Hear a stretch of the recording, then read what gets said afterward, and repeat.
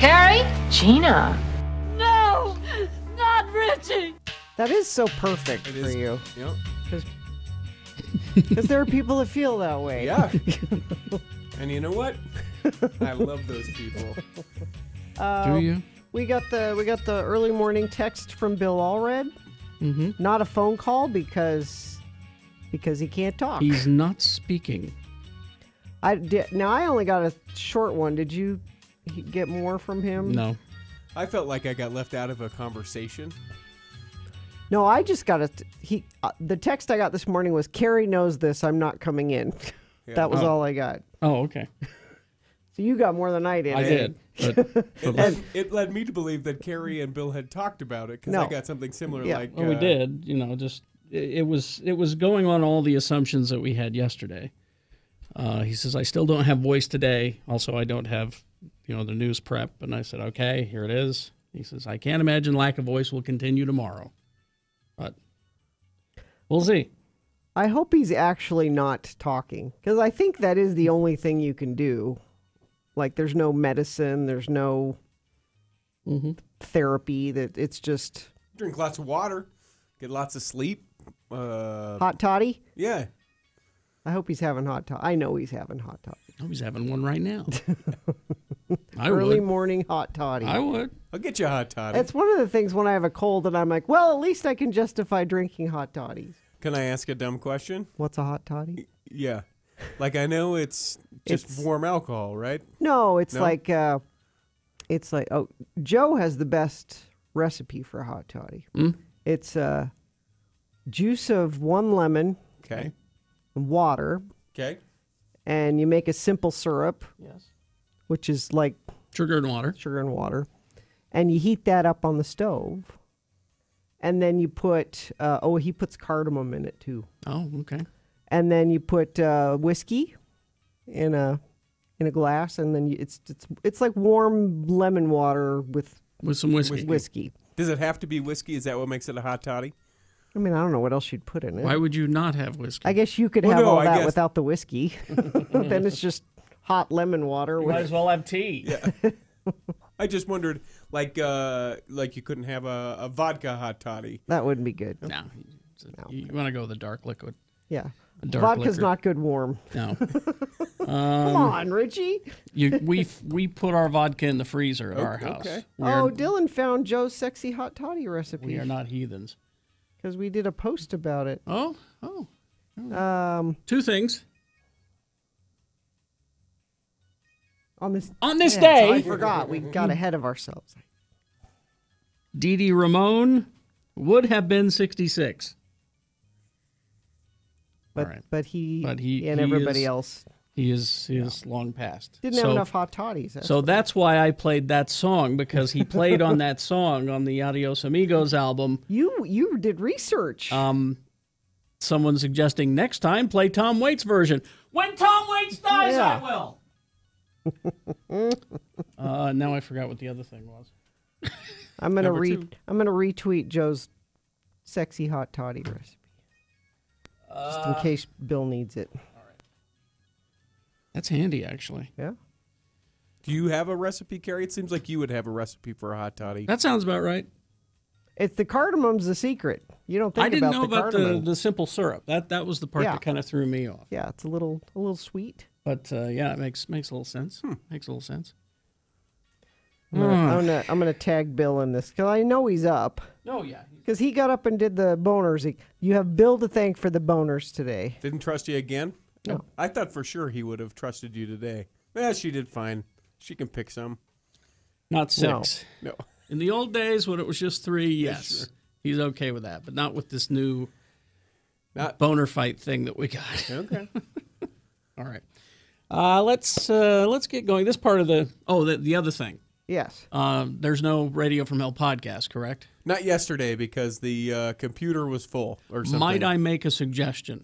When that happens, could you record something that says, "Hi, this is Richie." And then due to technical problems, Yeah. and then put it in the podcast feed, so I don't have to answer email after email and text after text. Yeah, well, people shouldn't be contacting you, but yeah, you're right. But they do. Yeah. So, right. record something that says that's what's going on. That way I don't have to.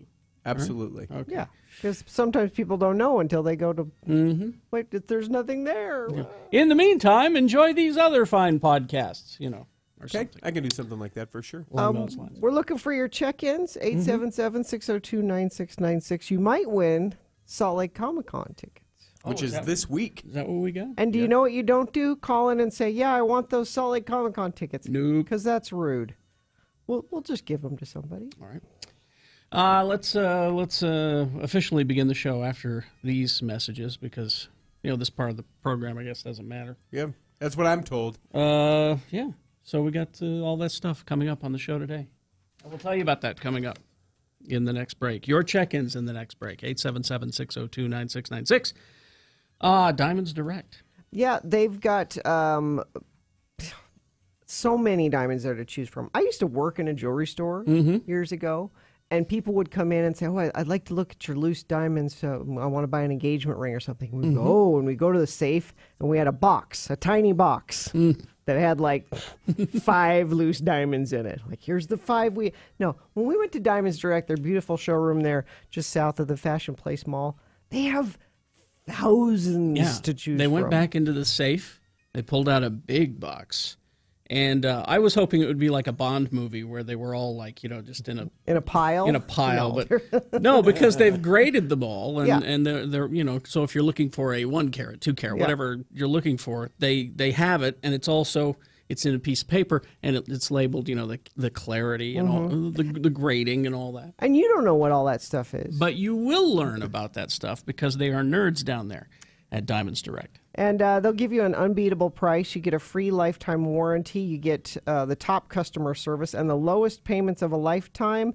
Just pick any item, take the price, divide it by 60. That's your ridiculously low payment at Diamonds Direct. 3 days of live music, including Foo Fighters, The Killers, Cold War Kids, live.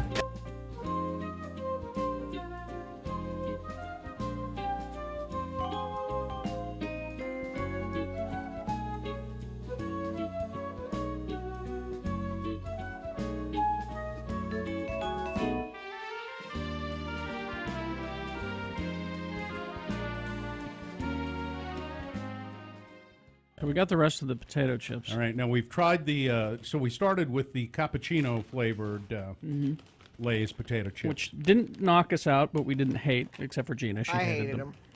Now, The wasabi. now they've had 4 new flavors, and people want to call them both. Wasabi. Bill tried the wasabi as well. Bill Frost. Yep. Not hot. Good, not hot. Yeah. They're not hot, Now, Tasty. but they're flavorful. now I've got the bag of cheddar bacon mac and cheese here, and Gina said of the wasabi, "Oh, you got your winner right here." My guess is she won't even try the bacon mac and cheese. Yeah, I'm sure there's not actual cheese in it. I don't No, care. there is. There is. I read the ingredients. There's like cheese powder or something. This is your winner. She won't even try them. No. I thought you didn't like cheese not because of the flavor, but because it's cheese. And this is It's a principle. No, I'm not gonna. and this is far enough You're removed gonna love it. You're from gonna love it. from cheese that She has standards and principles. I have totally arbitrary rules. That's exactly. I think that's your winner. Now there's one more there. What's Yeah. that one? Mango salsa. Which Those are- somebody in the chat room said tasted like potpourri. Right. this isn't bad. Yeah. Maybe it actually is potpourri. Although if you eat a few of those, the bacon mac and cheese, they get kind of too salty. They're not bad. And here's the wavy mango salsa. Wavy mango salsa. Wavy because I like the idea of mango Yeah. salsa. No? No good. Potpourri? Too sweet? yeah, Let's see. too artificial. Am I right then, without even tasting the bacon mac and cheese, that the wasabi is the best? No, the bacon mac and cheese is better. Well, I think your winner is the bacon mac and cheese because mainstream America will love that flavor. let me see the wasabi again. No. Yeah, You potpourri. love those. I bought them. What do you Potpourri. mean no? Yeah. Mango salsa is a hard sell. Yeah, that's no good. I don't like it. You can put it on the back of your toilet tank. Why would you? Yeah. Out of all of them, I would say the wasabi is the best flavor, but the winner is the bacon mac and cheese. America will vote for that one. Oh, yeah. By the Mango way- salsa's weird. Yeah. By the way, you notice I'm sharing all of my chips. Girl who wouldn't give me a cookie last week. 4 cookies made for me with my name on them. A gift. Yeah. Was Yes. it 4 cookies that Yes. spelled out Gina? No, but my name was written on the box. Yeah. I know. It's different than you buying 4 bags of chips.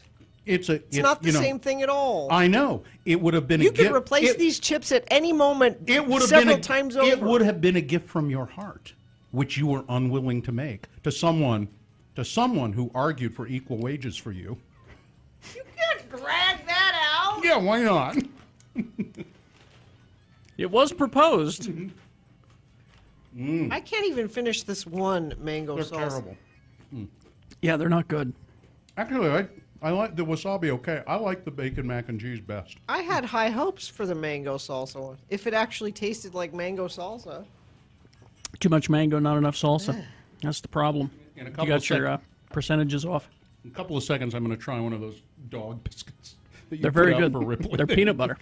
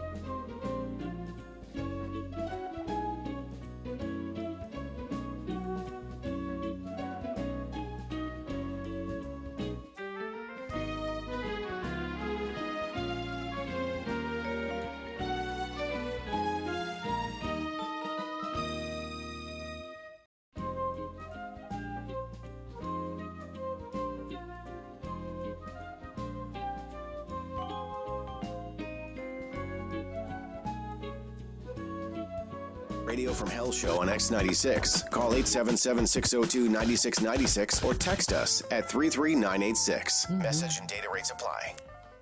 Is our stream down? Dick Clark seems to say, our The friend stream Dick is Clark down? says We no can stream. look into it. Dylan, you want to look into that? We got a weak stream this Nick? morning. Check on that. All right. Well, let's officially begin the program. Yeah. Beginning the show brought to you by Fink and McGregor. Mortgages made simple. Call Fink and McGregor today for your free mortgage analysis. Call them at 801-264-9494. That's 801-264-9494. It is the 19th day of September in the year of our Lord 2017. This is the Radio from Hell show with Kerry Jackson. Not Bill Allred. I mean, he's still part of the It's like when Johnny Carson would go on vacation, and they'd say it's the Tonight Show with Johnny Carson, but he wasn't there. It was Jay Leno. So I'm Jay Leno. Me, Gina Barberi, Richie T. Stedman is Nick is your buddy, is your pal. I don't call him Ratfink. I never will. He's here helping out. Dylan is producing the video for the show today, x96.com/live, and I think he's probably looking into the streaming situation right this minute. And you, of course, that is you, the listener, are calling in to check in, 877-602-9696. All right. Are we beginning? Yes, let's You do it. the moon or any of that? Well, it's a waning crescent moon. All right. Okay. Let's begin with Justin. Hello, Justin. Hello again. Hi there. Justin won the Comic-Con tickets. Ah, Yes, I did. Now, Justin, are you the one that called yesterday to try and win them, didn't win them, and called back again today? Yes, I am. persistence pays off. Good. All right. So I'm extremely happy right now, and if you guys can do like 60%, that would be great. 60%. I can do that. Yeah. Okay. I can make that happen for you, Justin. Awesome. That's a little bit more than normal, Gina. Is that? Bye, Justin. All right. Old chatty Justin there. Terrence. Hi, Terrence. Go ahead.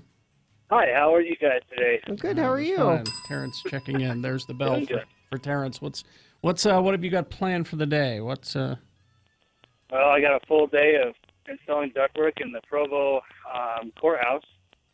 Just wanted to call and say, everyone's got their own ideas on how to make a hot toddy, but instead of using sugar, try using honey, like locally sourced honey. Oh, yeah. Things work out a bit better. Locally sourced, Gina. It's different. It's for a local sore throat. You get locally sourced honey. Well, although the science yeah. with the allergens and stuff like that, you get local honey from where you're around, you won't be allergic to stuff. Mm-hmm. That's proof Yeah. Because it's flowers from and- around you, yeah. not from. It's not your Idaho It's not flowers. foreign flowers. Yeah. All right. Dr. Ritchie is correct. Oh, we forgot the Z word of the day. Oh, damn Oh, it. I had one too. Someone All right. emailed one. We'll in. do it. Thanks, Sorry. Terrence. We're getting reports that the stream is good in eastern Nebraska. Streaming with AT&T on an iPhone. I don't know if they're using our app or what, but here you go. Let's Wisconsin reporting. Sean Ernst says the stream is see. Okay. strong. Well, I don't know what's wrong with Dick Clark. I usually trust Dick Clark. Are you online? You know, because there are many ways to do it. There's at x96.com. There's the app. There's TuneIn Radio. There's your browser on your phone. So you need to let us know if you're reporting in. Good morning, guys. Schoolgirl Sadie checking in, just making the hour commute to get to my 7 a.m. math class. I need you to give 60% today. We have a consensus with the 60%. 60%? I think so. Okay. Let's see. Our anonymous trooper requesting full competence today. How does one win tickets if you can't listen all the time? Yeah, I don't know. Let's see. I'm sorry you have to carry the show, Carrie. Bus driver Allison. No, I'm not. I'm not carrying the show. Not going to do it. I'm not taking You that refuse? responsibility. Nope. Because if I don't do it, I can't get blamed for it. If I do it, I can get blamed for it.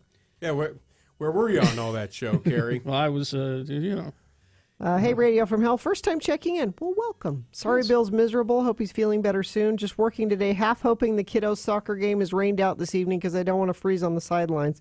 I'd probably not. It takes a lot for them to call it. Takes lightning, doesn't it? Yep. Yep. They'll play in a downpour. Which but is just strange to me. Angela. Or no, Erica. Sorry, Erica. I saw Good morning. Angela's somebody else. Good All right. morning. Hi, Erica. Go ahead. I was just calling to tell you my hot toddy recipe because I think Okay. it's a pretty good one. Well, while we're all sharing, go ahead.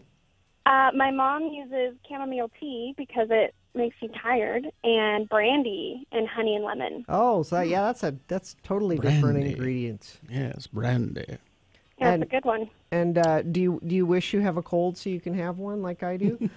All morning since I've heard this conversation. Well, you know, I've been thinking about it. You know, I'm listening to your voice, and I think you might have a cold coming on. Yeah, I hear it. So Probably maybe, go home. maybe you should. Dr. Carey says. Yes. Maybe you should go have one. I think I'm going to tell my boss that Dr. Carey told me I needed to go home to have a hot toddy. Exactly. Right there where you said doctor, I could hear it in your voice. So Yeah. that's the one. Go there. All right. Perfect. Thank you. Thanks. Thanks, guys. I would love it if she really did. Yeah, actually, the doctor. I just called my doctor. And he listened to my On the voice line. and He said I needed to go home and start drinking. Yeah. That's what. Where do you find that doctor? Well, I'm right here. East Stabbington. Yes. Lots of people listening, streaming in on the app, and thank you for doing that, by the Yes. way. And they're saying it's working just fine. All right. So let's go to Maria. Hi, Maria. Good morning. How are you? Just fine. Doing well. How are you? I'm well, thank you. I am a gilded Catholic, and I work in one of Bill's favorite professions. I'm a prior authorization nurse for a health insurance company. You are a very careful listener to the radio from now on. I'm very careful. I feel bad. You have a horrible job. Exactly, and you don't make the rules. I do not make the rules, but I really think that what I do is still advantageous for patients and members. So. Yeah. I left hospital like 17 years ago, or excuse me, I've been a nurse for 17 years, and I left the hospital about a year ago. Well, that's a hard job you have. So, how much should we work today to help you out? What percentage do you want us to try? 80%, please. Okay. All right. That's more than 60. But, all right. Thank you. Thanks. Bye-bye. Thank you, Maria. Baby Trevin here. I'm an air traffic controller heading into work. If you guys could give 50%, then I could as well. If you're an air traffic controller, I want 100% from you, air traffic controller, baby Trevin. No, don't worry about it. It's mostly computers now. It's not like the old days. When I went into an air traffic control tower before 9/11. If you have ever been around those people, it is insane. Yeah. The attention that people pay. Yeah. Yep. Insane. Jurassic Yee, is that? Yee. Yee. Okay. I called to embarrass my boyfriend. Go ahead. He's been listening to you guys for years, so I thought you guys could just say hi to him and embarrass Jimmy. Jimmy? Hey, Jimmy. Yeah. Hi. Jimmy. It's a Jimmy. Yunka Jimmy. Yunka Jimmy. Also, your hot toddy recipe needs apple cider. Apple cider. That's a nice twist on it for the sweetness. Yeah. Instead of the sugars. The only way I've had it. There you go. That's I good. think we may need like a hot toddy recipe contest. A toddy off? Toddy off. A tot off. All right. Thanks, Jurassic Yee. Thank you. We'll see you. See, and I think it's interesting because when I asked what's in a hot toddy, and you guys both looked at me and were like, idiot. Okay. Now it's all these people calling in. I'm like, yeah, okay. So there are lots of a hot toddy is not a specific thing. We only called you an idiot when you tried to find a way to do a non-alcoholic. Yeah. That was where we called you an idiot. Go have a hot chocolate. There's your hot toddy. All right. Traffic, please. Just a little bit of traffic, and it's brought to you by celebrating Autumn at Snowbird's annual Oktoberfest. Escape the whole weekend with the Oktoberfest Getaway Package. It includes lodging, daily breakfast, and an all-day activity pass from just $105 per person per night. Get all the details at snowbird.com.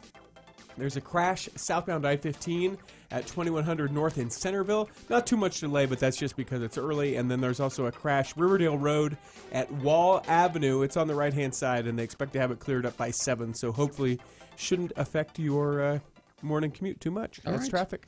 We got Big Boy News, Opinnuendo coming up, and then right after the news, at about 6:45-ish, we'll start the X-Poll.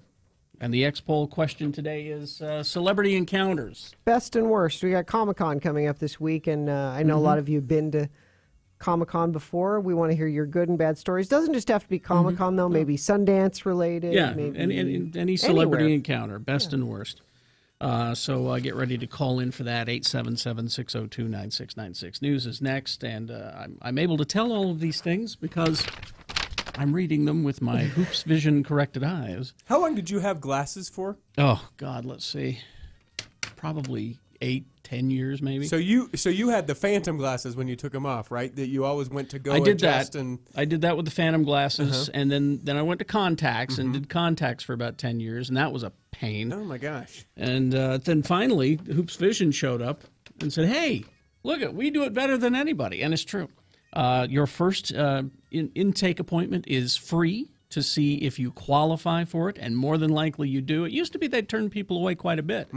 Because, for one reason or another, their eye wasn't ready for it. But they have all of the top surgical techniques to do this. So imagine, no more contacts or reading glasses. It's just such a great thing.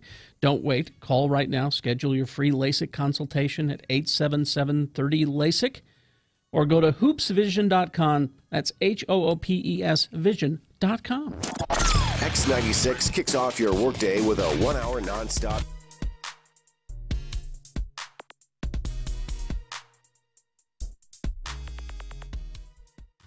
Now, I got this email from Marianne Daly, and it says, Hi, Bill, longtime friend of the program. Listen and love the show. Nothing makes me my morning better. I work from home, so I always have the radio on, and more often than not, find myself laughing really, really, really, really, really hard out loud, of course. I identify with you most of the time of the three.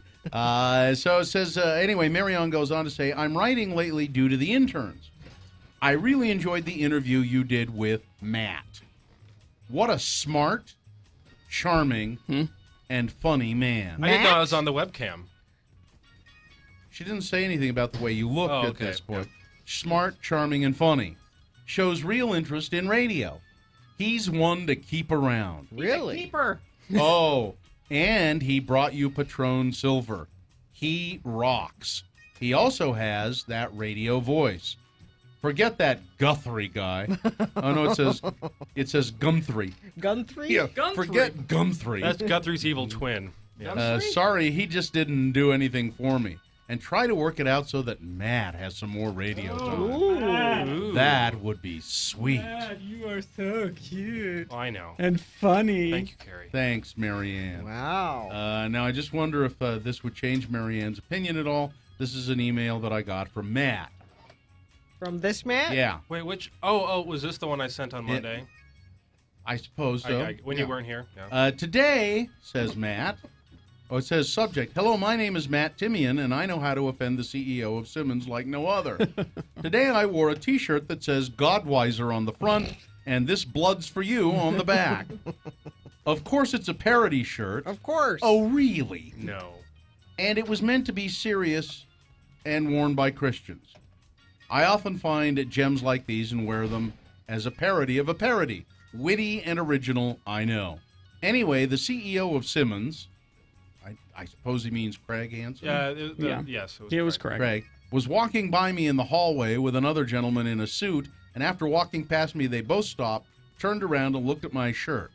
I pretended not to notice. Looked at the ceiling. I then heard them say, "We have some really interesting people working here." They continued to mumble about how interesting I am and then walked up the stairs. You're making it sound a lot more positive than it really was. Yes, I'm not taking it as positive at all. Yes, I know how to make an impression. Now I'm certain to get a job. Matt Timian. So, Marianne, there's just more evidence.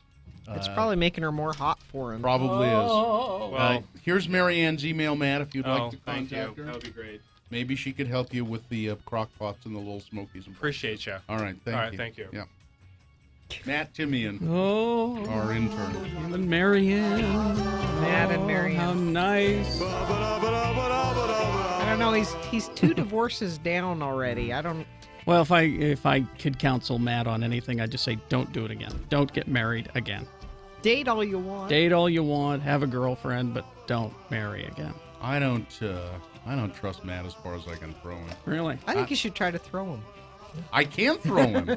I can throw him an inch. That's how much I trust him. Oh, I'm sure you can do more than an inch. 2 inches maybe. I just can't. I'm kind of weak. You should know that about me. I'm weak. I just thought you meant more. No.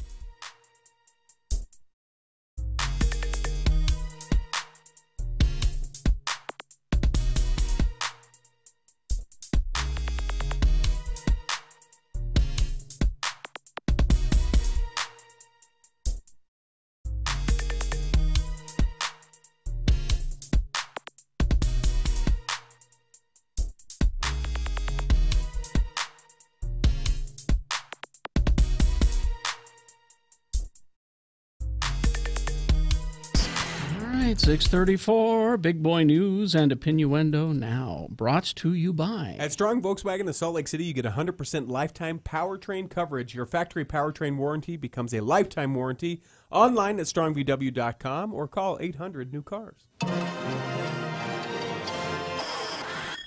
Provo's 2 bars.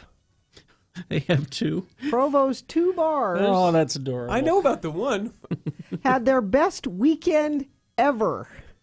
Thanks to beer-loving Wisconsin fans in town for the BYU game. So this is what they mean that we can make money selling liquor. Oh. Gary Whiting spent his Monday morning doing inventory and replenishing his stock of Pabst Blue Ribbon and Miller High Life. Wisconsin fans in town to watch their top 10 ranked team take on BYU cleaned up him and his bar, ABG's Libation Emporium. Yeah, that's the one I know about. He opened 2 hours early on Saturday. He opened at 10 a.m. ahead of the game's 1:30 kickoff. We had 17 people lined up at 10 o'clock in the morning, and 35 to 40 followed immediately after. It was a constant influx. Whiting said ABG's capacity of 128 people and that the bar was, quote, packed for hours with patrons who were, quote, a little loud, but otherwise were the best group of traveling fans he's seen in 27 years. Financially, it's the biggest day I've ever had, triple what the bar's normal income would be on a regular day. Jeez. Now, the other bar, the City Limits Tavern, you don't know. Oh, we're having that problem again. Oh. Shoot. All right. City Limits you don't know the City Limits Tavern? No, I'm not familiar with where that one is. They also opened 2 hours early at 10 a.m. I'm surprised they could. Oh, I guess the law changed this last year, though. It used to be 11, now it's 10. So, yeah. Of the bar's drink selection, the fans mostly bought Bud Light and Fireball Cinnamon Whiskey. There you go. They were just all happy to have a good time. And there were a bunch of social media posts of people drinking in Provo, and so. That's adorable. Isn't it cute? They're so happy. That story is adorable. I've never had to replenish my Pabst Blue Ribbon supply at my bar. We've had that stuff for... Yeah, this is old beer. Yeah. A phantom mourner who goes to every funeral at a local church to tuck into food at the wake has been slammed by grieving relatives. This is in the UK. It's claimed the unnamed woman has joined mourners at almost every funeral for the last 14 years, chats up the grieving family members, and then heads to the buffet like there's no tomorrow. The bogus mourner is known to the local priest, who said he's spoken with her and gleaned that she believes it's, quote, her duty to attend as many funerals as possible. It's her duty. It's her duty. It's not about the food. It's clearly about the food. She goes to every single... They should just invite... They should know that about her. Standing and just invitation. Know that she's there. I don't want to let this pass, Gina, but I'm Bo Gus Mourner. Yeah. No? Yeah? Yeah. Bo? Okay. Maybe. Yeah. You're not going to let it pass, huh? All right. And you know, the food at funerals isn't that great. Mormon funerals is great. Yeah, this is in UK, though. This is like the... What do they your have? Anglican funeral. It's what? English food. None of the food. The food's not good like there blood anyway. pudding, that kind of Yeah, stuff? we need our British listener, the guy who lives in London, to tell us what you get at a funeral as far as food goes. Because maybe you'll hear it and go, yeah, I can see why she goes to everyone. Right. So I know he's listening. He checked in earlier. what's a buffet? So you can eat as much as you want. Sometimes the quantity is more than the quality. Just filling up. Yeah. Speaking of filling up on somebody else's food, Destin, Florida. I wish there were more to this story, but I like it so much I'm only going to read what's here. An argument over stolen bacon at a Waffle House led to the arrest of a 28-year-old man for disorderly intoxication. According to his Oskaloosa County Sheriff's Office arrest report, the man took bacon off a stranger's plate and ate it right in front of her. Like in her face, like... That's good bacon. When the victim said, "You need to replace that bacon," he demanded more. Not only am I not going to replace it, I want another piece of that. She asked him to get away from her, and he refused. Other patrons stepped in to defend her, and he tried to fight with them. It's bacon. I mean, and then the police were called. I wish I knew more about that story. That's all I have. It's really good bacon. London friend of the program weighing in. The food is awesome. Bangers and mash. Okay, see? Which is sausages and potatoes. Mashed potatoes, Yeah. right? Yep. Beers and wines. Sticky toffee pudding. Ooh. See, so I like the sticky toffee pudding. Mm-hmm. Typical British food. Gina's opinion on food is as accurate as the Onion. Oh, my goodness. What?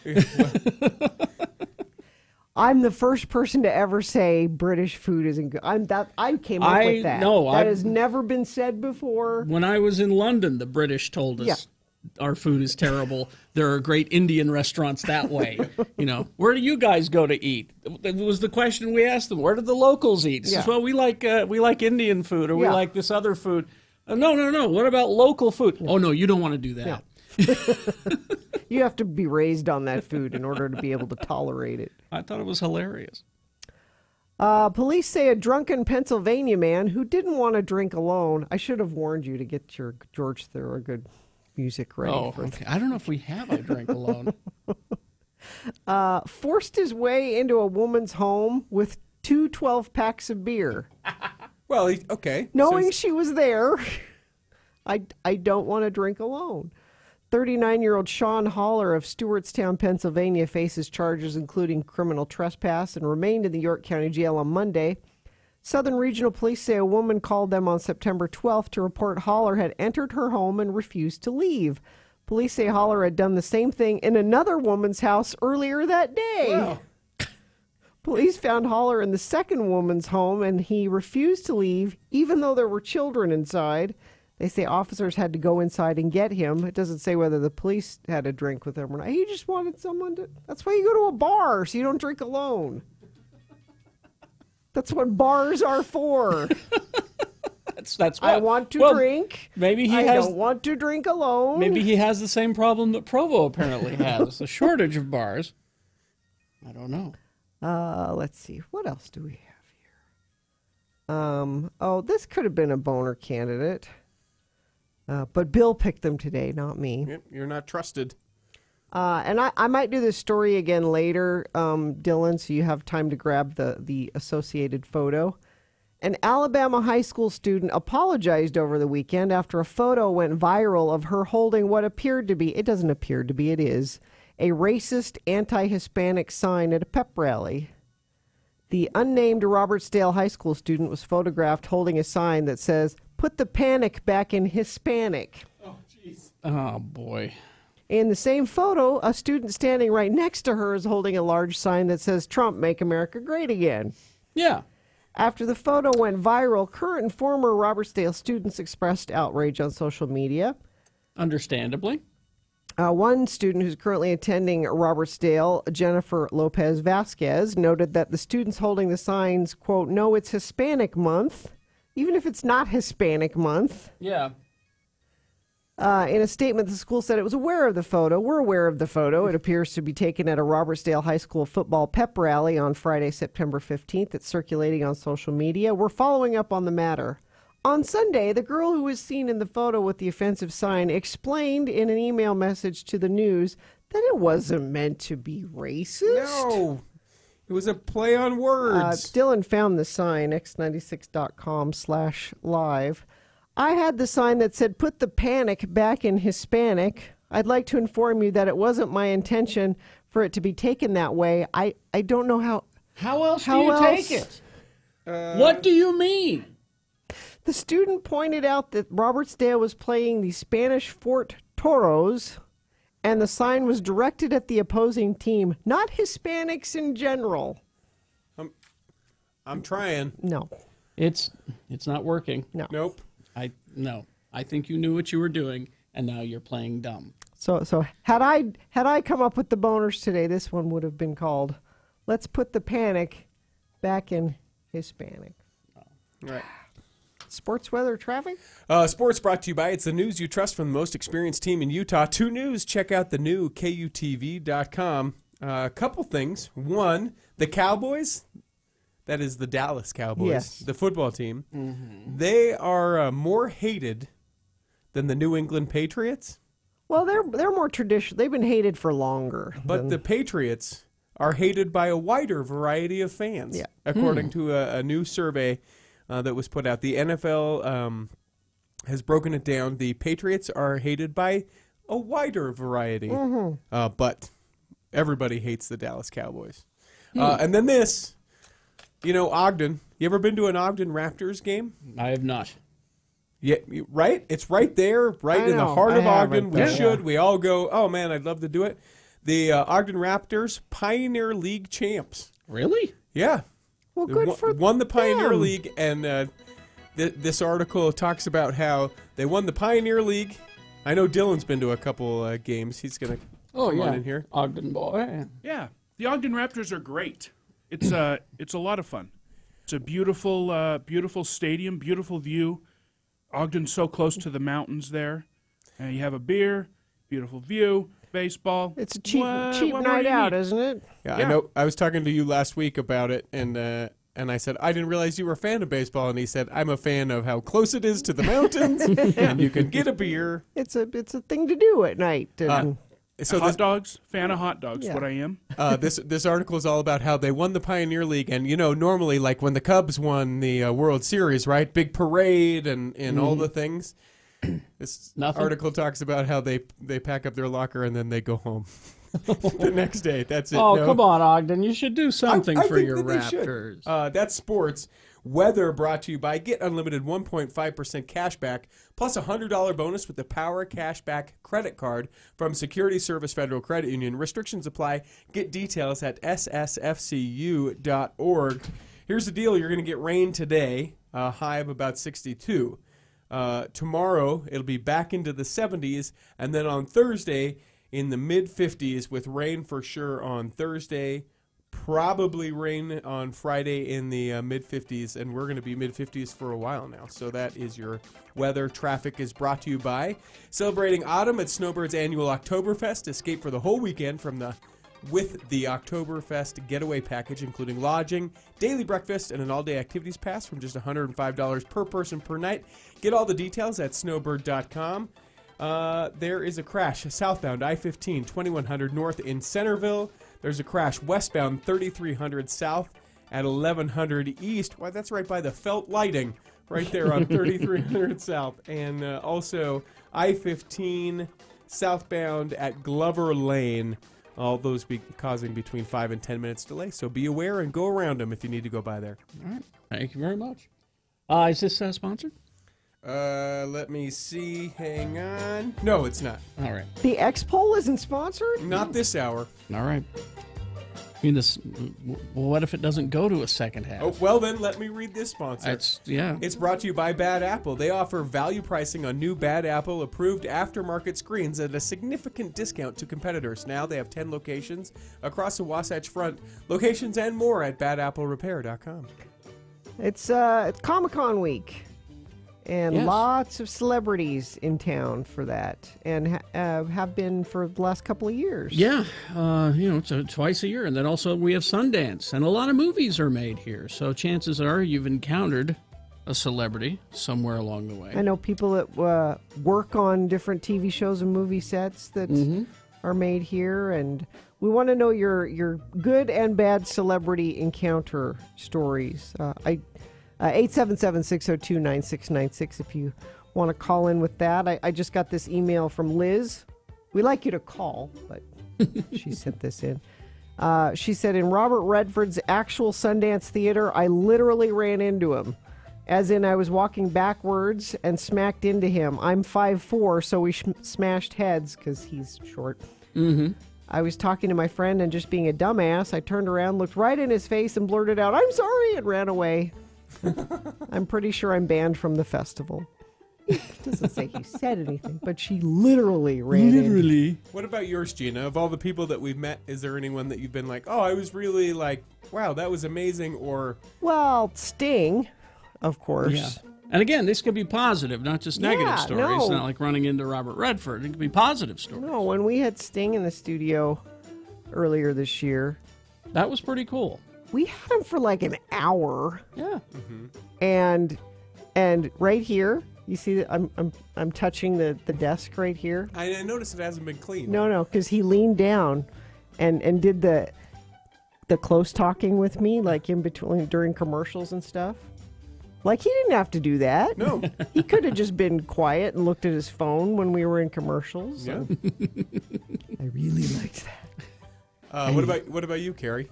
Well, Sting was pretty cool. Kiefer Sutherland was pretty cool, too. Yeah. He hung out for about an hour. That was back when we were over in Trolley Corner. Yeah, the other one. Here's one from Pauline. John Barrowman almost ran me over with a hoverboard. He was nice though, and we laughed about it. I was gonna say the one that for me sticks out is when I went to New York about 7 or 8 years ago. I saw a show called Race, and Eddie Izzard was in it. Oh, I don't like this story you have of him. And I waited by the stage door to talk to Eddie Izzard. And I also met Richard Thomas, who's also in the show, and Donald, the Allstate insurance guy. What's his last name? The black president from 24. What's his name? Oh, Isn't not his Donald. What's his name? Can't remember You his name. said Donald now, and He's the Allstate guy. I know. Allstate Dennis voice guy. Haysbert. Dennis that's Haysbert. right. Anyway, so I wait outside for Eddie Izzard, and we're talking to him, and we keep talking to him, and you annoyed Eddie Izzard, didn't you? No, I kept talking to him, and finally we had to say, "Hey, Eddie, we actually have to go." So, sorry. You got bored talking to Eddie No, Izzard? not bored. I just had to go somewhere else. I would have stood there all night and talked to him. We talked for probably a half an hour. You didn't about the show. appreciate. You didn't deserve to talk to Eddie Izzard. Excuse me, Mr. Where Izzard. did you have to be that you had to get away from Eddie Izzard? I went and got engaged, and that's not a joke.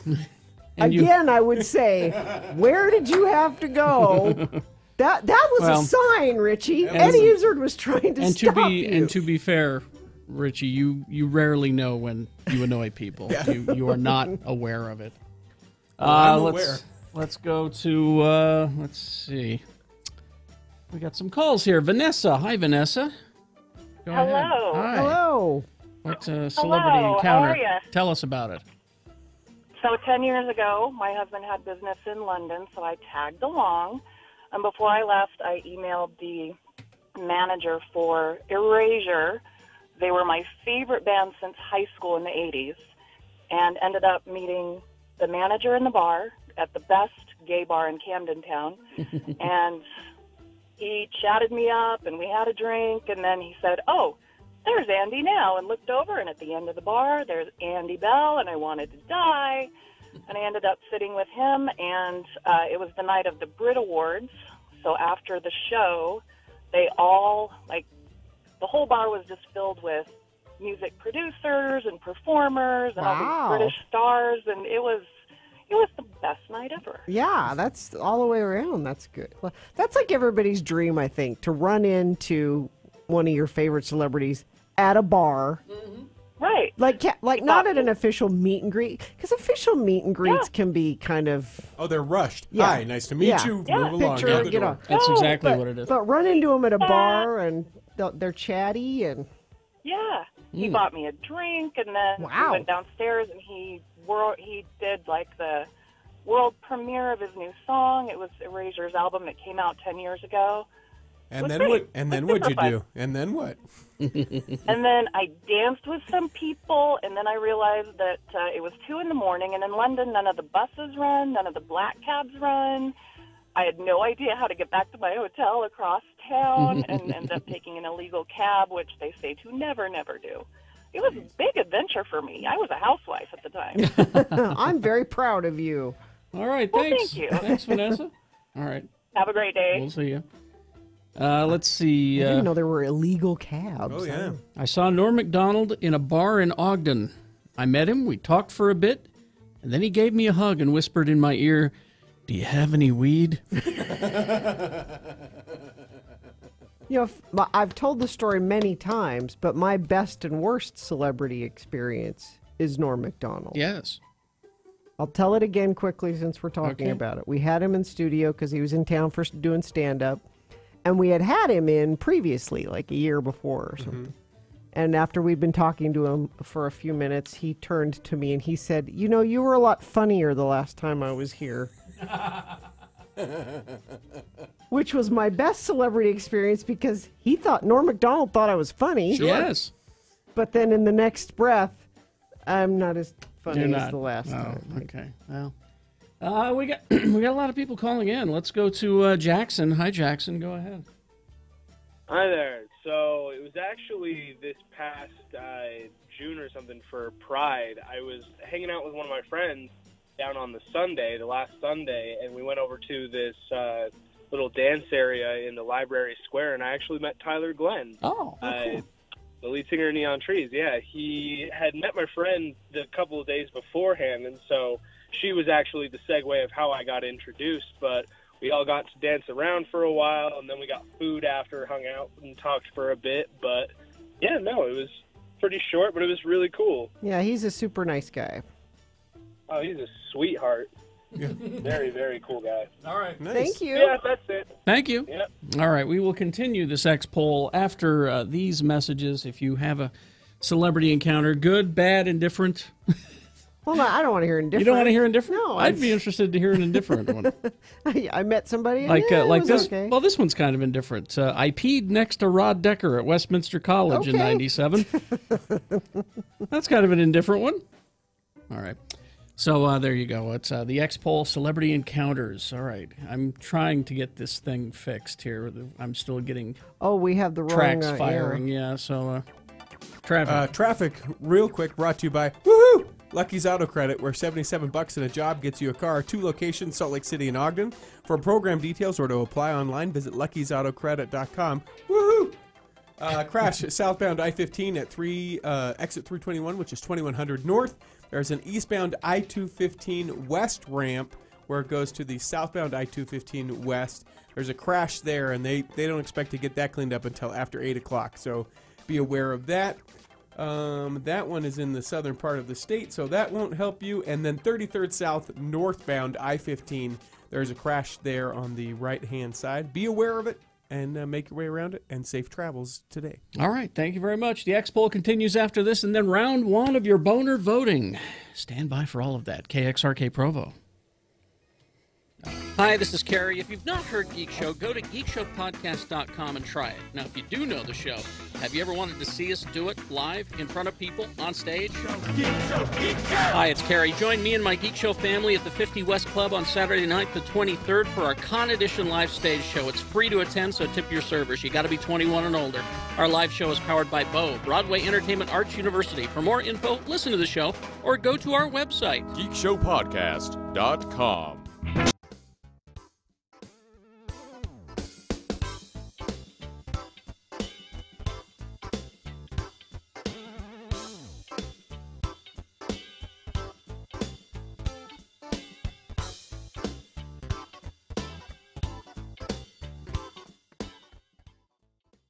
Okay, the shop sells, it's called how would you say that with all of those Celebrities. Celebrity. celebrities? Yeah, I drug you guys over here. You were just going to walk on by Celebrities Gallery, featuring artwork by John Lennon, Miles Davis, Ronnie Wood, Tony Bennett, David Bowie, Picasso, and others. Picasso's best rock star of them all. By the way, it's featuring, what does it say? Artwork. It's featuring overpriced prints of artwork by. None of that's real? Well, it's real in the sense that it's well, for instance, there are a bunch of John Lennon things in there, which Yoko Ono took the originals and had copies made of the originals, and then put print numbers on them and selling them. Bitch. My point exactly. There was some something for you in there. Well, yeah, there was some artwork by David Bowie in there, and it was it looked like a which Yoko Ono took and copied and but put it's numbers. But again, it's mass. So it's not cool. But it was David Bowie did a painting of Festus. I swear it was Festus. Festus? No. Well, I mean, he was all white and pale and alone. And alone. No, but so what if it's I mean, they only make so many of the prints, right? Or it's only cool if you can get the original. It's hard to say. There was a yeah. I mean, it really is hard to say. A lot of them say, it's number 475 out of a run of 1,000. But how many runs of 1,000 did they do? I mean, they may have stopped and then did another run. Yeah, that's how they can say a run of 1,000. I mean, it's okay stuff. I mean, I wouldn't buy it, but I mean, there was a really cool colored pencil John Belushi with in his there, shirt open and his gut hanging out. Shirt open. Yeah, that was a great thing. But it was easily $450. Yeah. Probably, yeah.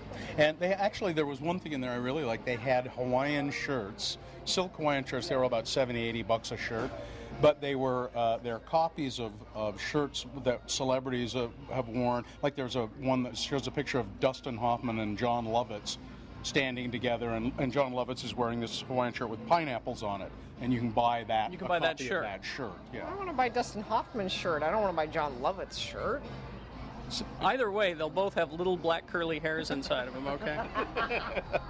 And then here's the question I had, is that there was a whole bunch of drawings of the Rolling Stones, and right in the middle there was this big one of Don Knotts, and I'm wondering why they decided to put Don Knotts in the middle. That was not Don Knotts. That was Todd of Todd and Aaron. No, it was Jagger. Oh, is that who it was? Yeah. Oh. Sure look like Don Knotts. Well, the older he gets, the closer they look. I mean, 1960s Don Knotts. Really? Yeah. By the way, Uncle Todd, I always thought you looked like Mick Jagger, not Don Knotts. That was the joke he was making. Yeah. Let's make it perfectly clear. Honest.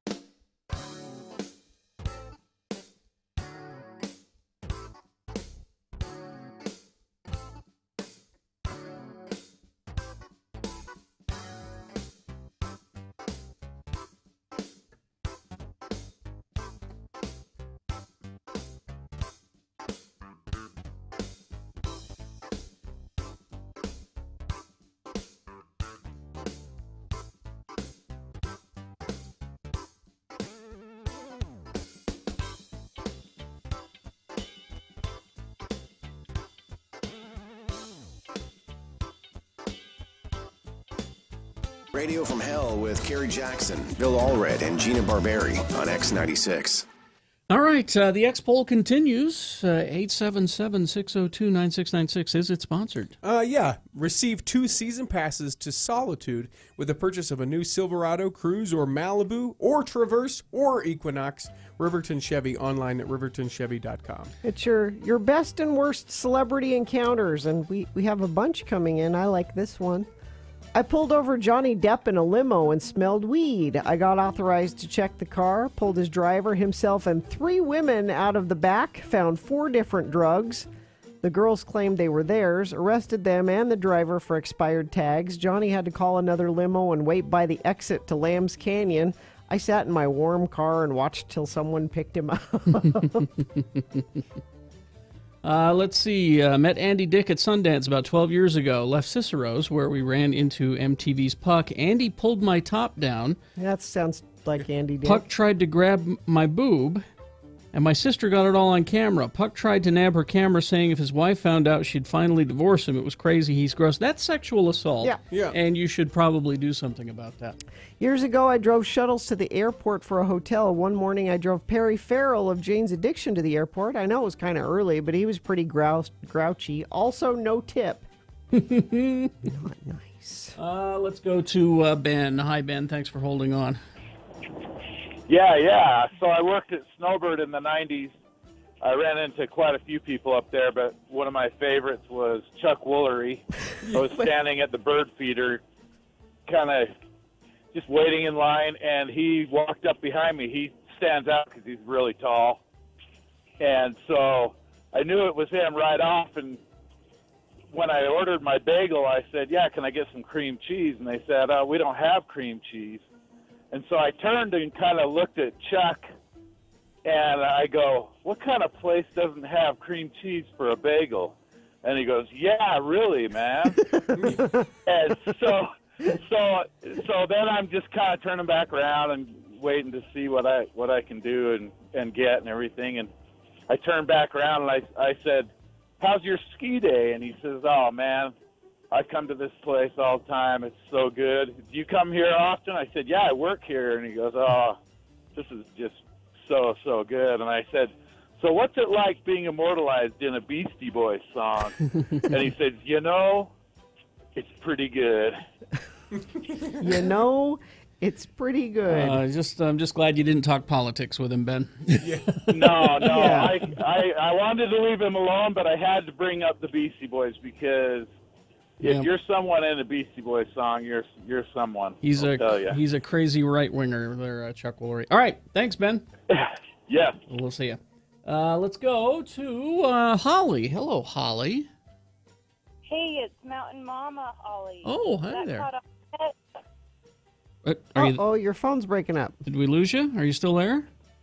Yes, I'm still here. There you go. Okay, go ahead. I was saying it's Mountain Mama Holly. Has that caught on yet?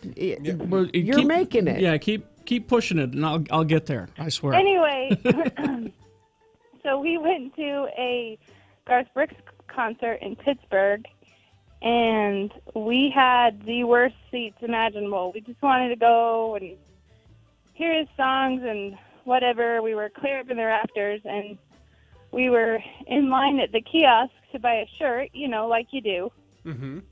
And a guy comes up to us and says, hey, are you guys Garth Brooks fans? And we were like, yeah, we're pretty big fans. I mean, we're here And at he the said, concert. well, So what's that? nothing. Go ahead. Oh, I said, okay. So he said, well, where are you sitting? And at this point, me and my friend were like, okay, you're a creeper. Leave us alone. And he said, well, I just was wondering if you wanted to switch tickets with me. And I guess Garth always has this guy go trolling for people, and he gave us a front and center right next to the stage ticket. And we walked down to the stage, and the concert started, and Garth came out of the middle, and I had both of my hands out, and before he even sang a note, he ran right to me and held both of my hands, and we had quite the moment. All right, thank you. I walked away with his sweaty towel and his guitar picks. Oh, you've got DNA. You've got DNA. You can make another Garth. Make another Garth. It'll probably just turn out to be. I treadmill and I try and mix up the sweat. So Chris that Gaines is where you're going. I couldn't think of his alter ego, Chris Gaines. All right, thanks. It sounds to me like she had a friend in low places. Stop it. You can do that when you have your own show. I used to see Morrissey weekly at Cafe Med when I lived in Hollywood, and my girlfriend would wait on him. She said he was so miserable every time, and he never smiled. Well, it's Morrissey. What do you expect? Joey. Hi, Joey. Hi, guys. So I work in film, and I'm a location manager now.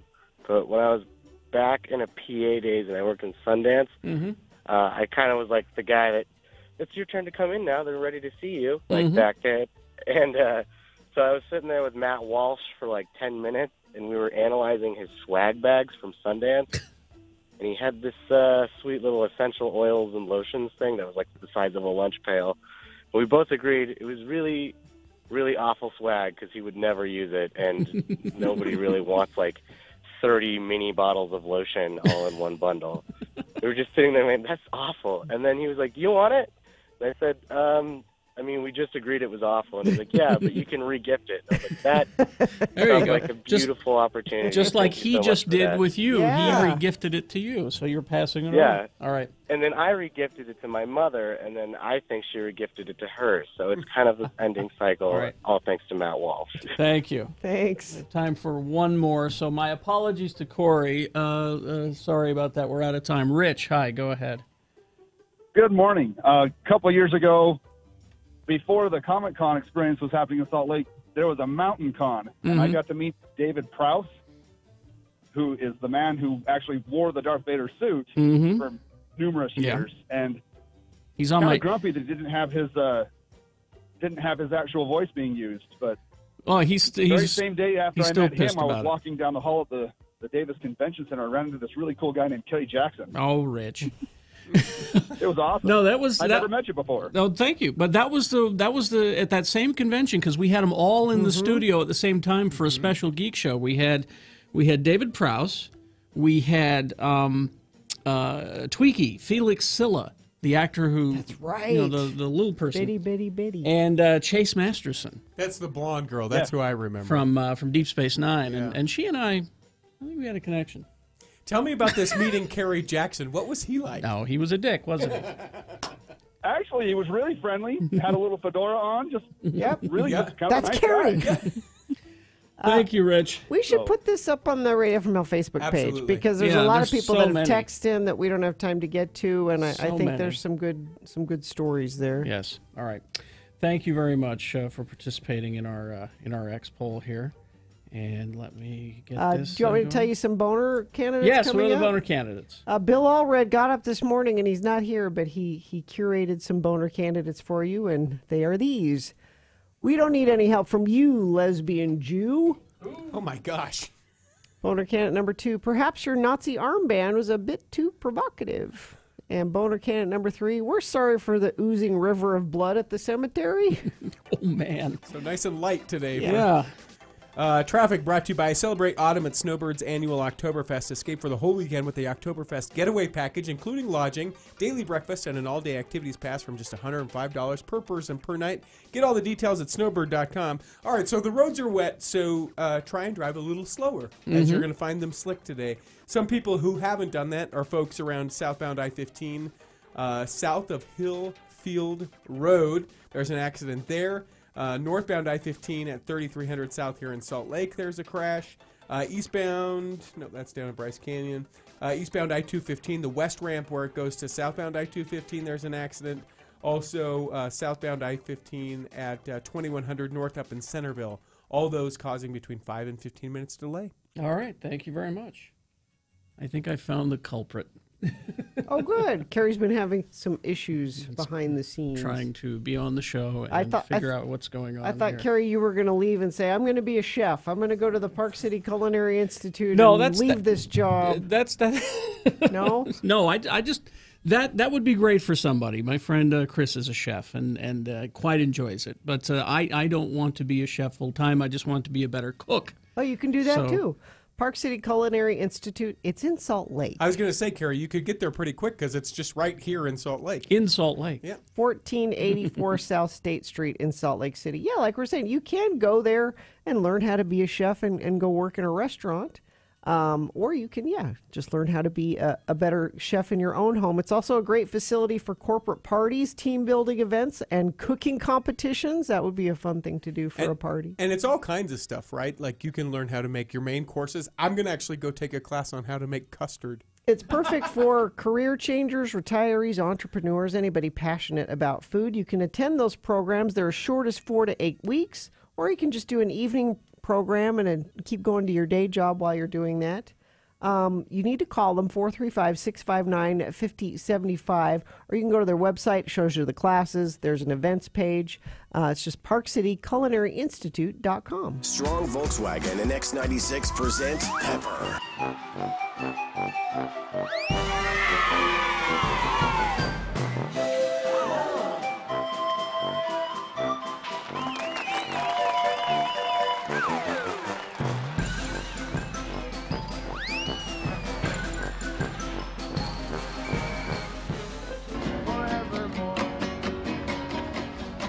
Brother Philip likes Propel water.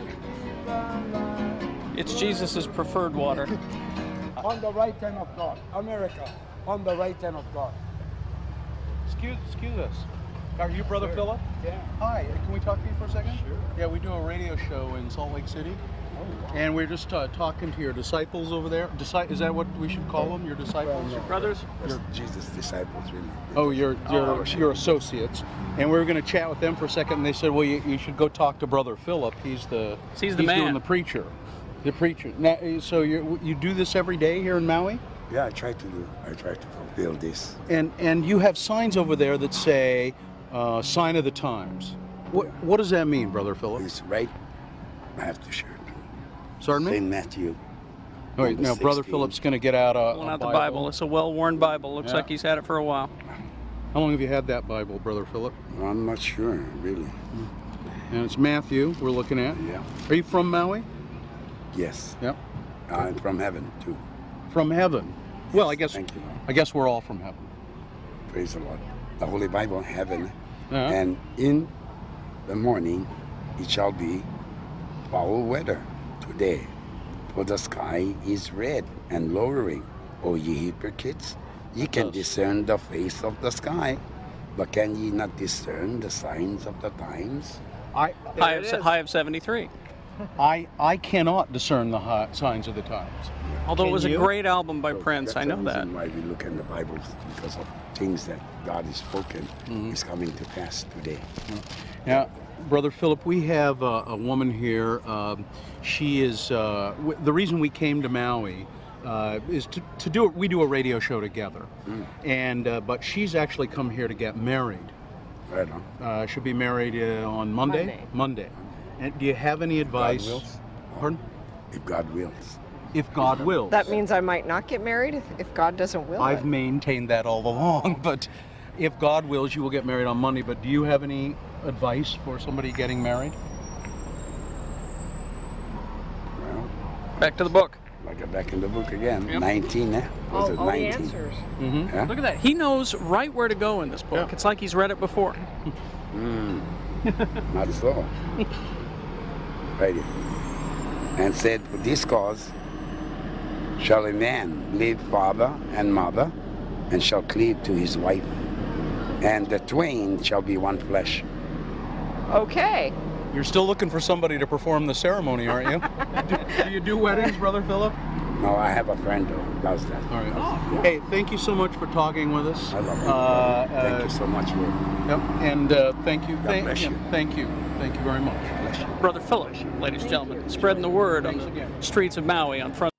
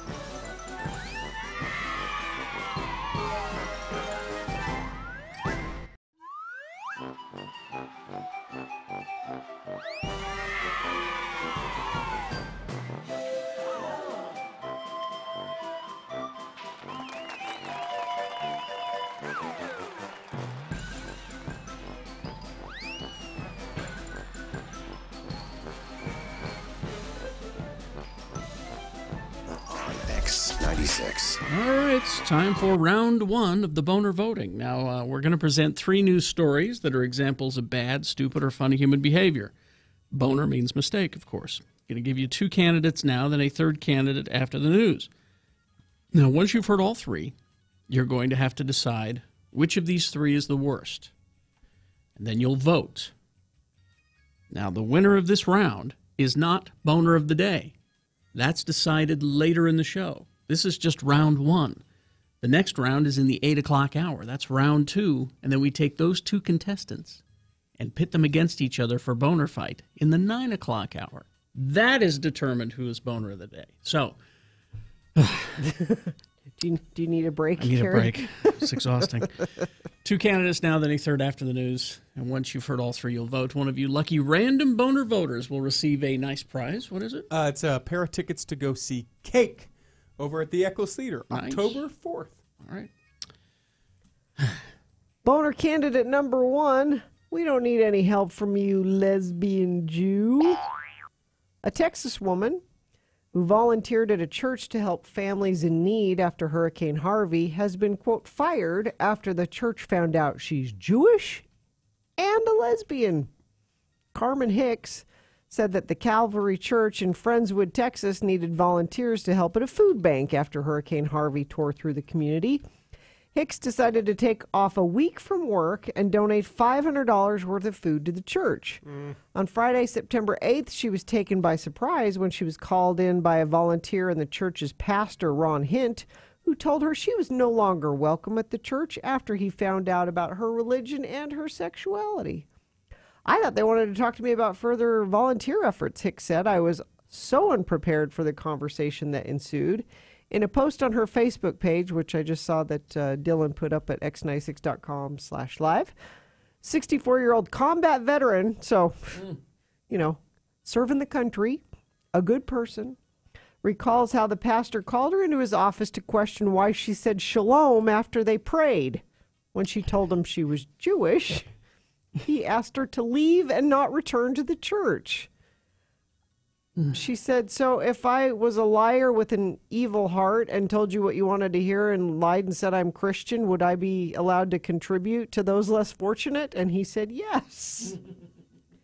Then apparently he said, you can't represent the church. Being a lesbian is a sin. Because apparently people were talking about her. I heard she's a lesbian. As she's like, stacking food for... And taking time off and of taking work. time off of work. Jeez. And Christians that aren't being very Christian. That's Boehner candidate number 1. It's just, don't even get me started on this. Yeah, I know. Don't even. I know. You can see the I steam know. coming out of Just- Carrie's ears right now. There's so many levels of that. Many levels. Boehner candidate number 2. Perhaps your Nazi armband was a bit too provocative. Now, I saw this video, and I didn't read the story associated with it, so I'm glad Bill found this, because the video's pretty awesome. Twitter users banded together to track down and then knock out a man who was wearing a swastika armband around Seattle on Sunday. The video clip, and you can see it at x96.com/live, which has gone viral, shows a white Nazi sympathizer crumbling to the ground after being socked in the face by a much larger black man.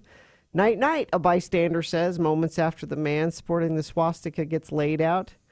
Ain't got nothing to talk about, the puncher fumes. Seattle police officials on Monday confirmed reports of a man sporting a swastika armband, saying he was going around town instigating fights. He was, yes.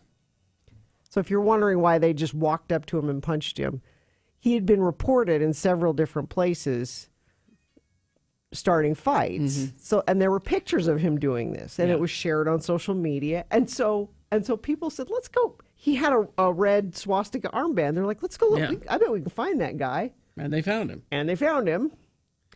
Police were on the scene in 5 minutes, found him on the ground. He declined to provide information about the incident and left, removing his armband. Well, it does kind of stand out.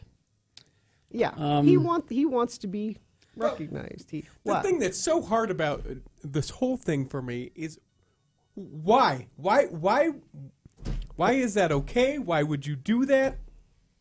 You know, I mean, what's the point that you're proving with the wearing the armband and, walking around? You're being provocative. He wanted to get in fights.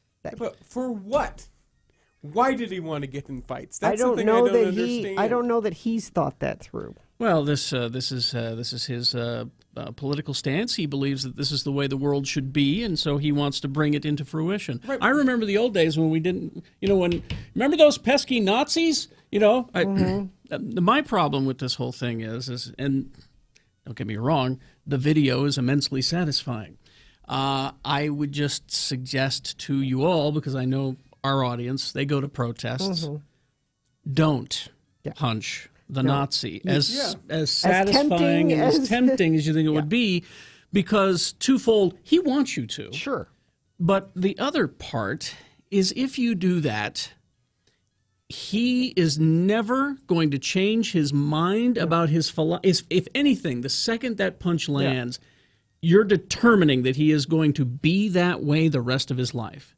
We need to change their minds, and we're not going to do that by punching them. And not just him, but people that agree with him will see that and go. Exactly. There was another video going around last week, and you probably saw it. There's a guy running for office. I can't remember where it is, but he's a Sikh. Mm-hmm. Yeah, yeah.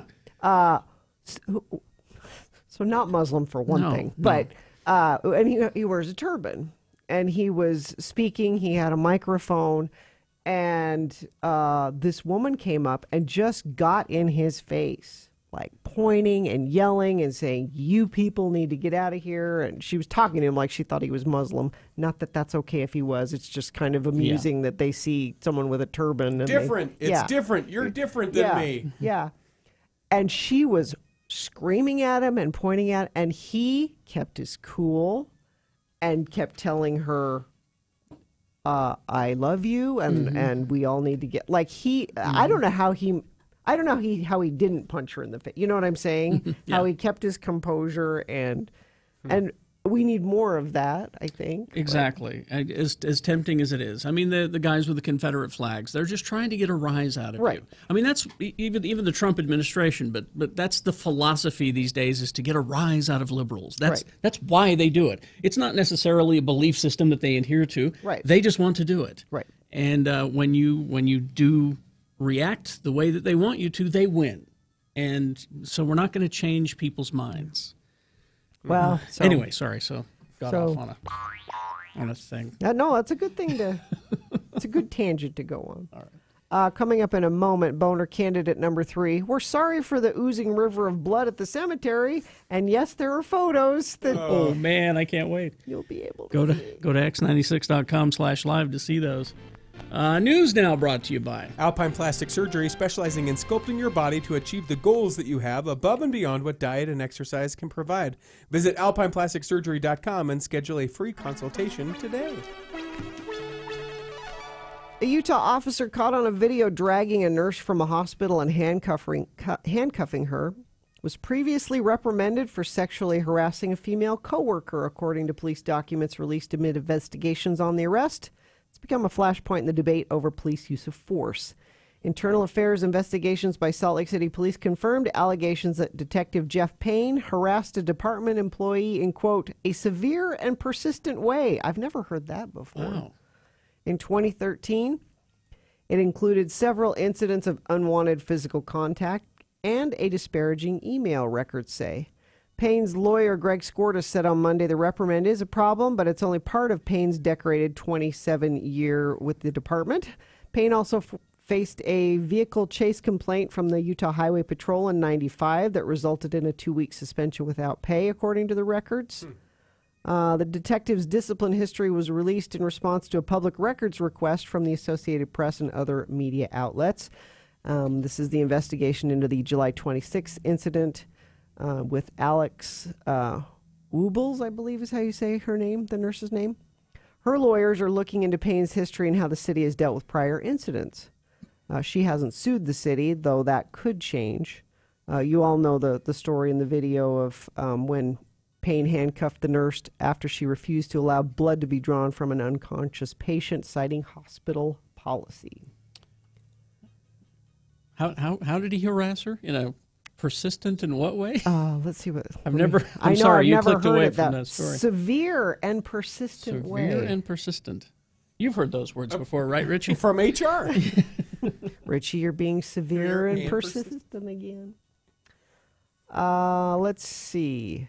Her friends call her Amazing Grace, a tribute to the fact that she's 111 years old, still has her wits about her, and is in stellar health. But she's not the oldest lady. What's the story? Secret to her longevity. 111 is pretty damn old. Secret to her longevity, she says, is quaffing a healthy slug of scotch every night before bed. Well, then, Carrie, you're going to live forever. No, I don't want to live forever. You better stop drinking. Better stop drinking. She's been doing it for 58 years, says her 79-year-old daughter, Deirdre, and she swears by it. Grace Jones celebrated her birthday this weekend with back-to-back parties. She's a party animal, too. She had a wonderful party on Saturday, followed by another one on Sunday, said her daughter. McCarthy called her mother to see how she was doing, and she expected her to be a little tired after all the partying. Nope. When I said, "How are you, Mother?" she said, "Full of beans." Full of beans? Full of beans. So yeah, slug of whiskey. All right. Every night before bed. Hot toddy. Yeah, we'll go back to the hot toddies. Hot toddy. You'll have to help me with the time here, Carrie Jackson. Oh, you're good. Lincoln Park has announced a special show in honor of their lead singer, Chester Bennington, who died by suicide on July 20th. The one-night-only celebration will take place at the Hollywood Bowl in Los Angeles on Friday, October 27th. The band's 5 remaining members will be joined by a number of other artists, according to press release. They're not saying who, but, so many friends of Chester, the people that you know, and this is going to be a huge deal. Does the band have a future? Have they talked about going forward? When you lose your front man... Yeah. And your front man's Chester Bennington. Yeah. Yeah. It's 'Cause hard. I know the fans of the band, they're curious. And I missed it at the start. Did you say that it was going to be televised, or it was going to be at the Hollywood Bowl? Let me read on and see. It's one night only Hollywood Bowl. The band's, the band members intend to contribute the fees from the event to Music for Relief of One More Light Fund in memory of Chester. Pre-sale tickets are going on sale this Tuesday, the 19th. General on sale Friday, the 22nd. They will sell out almost instantly, I'm sure. Will you be shopping after we get off the air today? I might. I would travel for that for sure. That would be a show to see. Yeah. Let's see, when is it? The October 27th. Yeah. You got the days. I could do that. Days. I don't think it will be televised. I'm sure they'll record it and you'll be able to purchase it. But maybe it'll be streamed. Yeah, so many friends of that band. It'll be interesting to see who else shows up on that ticket. All right, weather, traffic. Weather.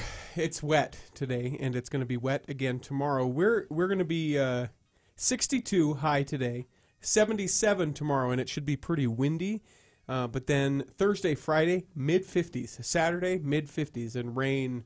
After tomorrow, it'll be rain for the rest of the week. So it's officially fall. It's raining pretty good downtown and up on Mount Doom. We had lightning downtown just a minute ago. Yeah, heard some thunder. Yep. So be careful driving in this. Let's see, traffic. Did you get traffic? Oh no, I didn't do traffic. Traffic. Eastbound I-215, the west ramp where it goes to southbound I-215. There's a crash right there. There's a crash southbound I-15 just south of Hillfield Road. There's a crash 9th East at 5600 South in Murray. There is a crash eastbound I-80 at 40th West here in Salt Lake. And also another one, I-84 at the mouth of, 1 mile west of Mountain Green. So that's up Ogden Canyon a little bit, or Morgan Canyon. So that's your traffic areas. Drive slower. The roads are wet. All right, thank you. Boehner candidate number 3, I believe Bill has mistitled this. We're sorry for the oozing river of blood at the cemetery. It's really the oozing river of blood at the funeral home. Not at the cemetery? Not at the cemetery. But it's still an oozing river of blood. An oozing river. All right. As long as there's an oozing river. Let's see. A bizarre sight was spotted Thursday afternoon as blood leaked onto a road behind a local funeral home. And yes, oh my gosh. there is photo, and there's no denying that's real. What that is. Photos taken from behind the Green Oaks Funeral Home on Florida Boulevard showed blood leaking from a valve and flowing back onto the road. Wow. It's in the gutter. According to a city official, the red substance was blood mixed with formaldehyde. Embalming. We sent out our sewer inspector and our environmental specialist to take a look. We determined it wasn't a sewer issue and it was an issue on the private property. The mixture was leaking from a storage tank behind the building. The tank, which holds excess embalming fluid, had begun to leak at some point around 2 p.m. Because of this issue on private property, the city says the leakage will not run into the city sewer system. When asked if the business will face a citation, the city said the funeral home is under new management and didn't have a permit. We've really been concentrating on restaurants lately, so we haven't been looking at funeral homes, but we're going to go ahead and get them signed up for a permit tomorrow. The leak apparently lasted for about 20 minutes before the issue was taken care of. Boehner candidate number 3. We're sorry for the oozing river of blood at the funeral home. All right, there you go. Let's review the first 2 candidates and vote. Boehner candidate number 1. We don't need any help from you, lesbian Jew. It's just what it sounds like. A woman volunteered with a Christian church to help out after Hurricane Harvey, and they said, we found out you're Jewish and lesbian, and we don't want your help. Get out. Boehner candidate number 2, perhaps your Nazi armband is a bit too provocative. This is a guy wearing a Nazi armband going around Seattle trying to start fights, and he was tracked down by people that didn't like that, and they punched him in the face. Yep. Boehner candidate number 3, like I just said, we're sorry for the oozing river of blood at the funeral home. All right. Let's vote. You've got to decide of these 3 candidates, which one of these 3 is the worst, therefore the most deserving to move forward to Boehner fight and possibly become Boehner of the day. All right? 1, 2, or 3. Remember the number of the candidates. Put the number of the candidate that you think should win in the message of a text, and send that text to 33986. You can call 877-602-9696. Use your voice to vote. Or go to x96.com and look for the box that says Round 1, September 19. And vote there. If you don't see that box, refresh. It'll appear. All right? Less than 300 seconds. Here we go. It is Round 1 of the Boehner voting. Go!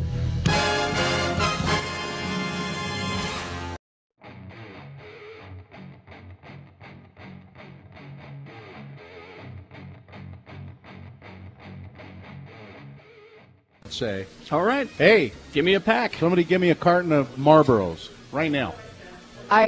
As much of a food lover as you are, I'm curious what heavy smoking does to the taste of food, because I would think everything would taste like cigarettes. They say that when you quit smoking, your palate wakes up, and I've never really noticed any difference at all. You don't have that taste in your mouth all the time? And there's a lot of people who find it really satisfying, after a meal, you light up. Yeah, now, that's the one thing after having a nice meal, to have a cigarette after a nice meal. A little scotch, That's the best, Gina, I probably already know the answer to this question, but have you ever smoked a cigarette? Shh. Nope. Not at all? Nope. Not even a fake one? Nope. I've never even put an unlit one in my mouth. Really? Nope.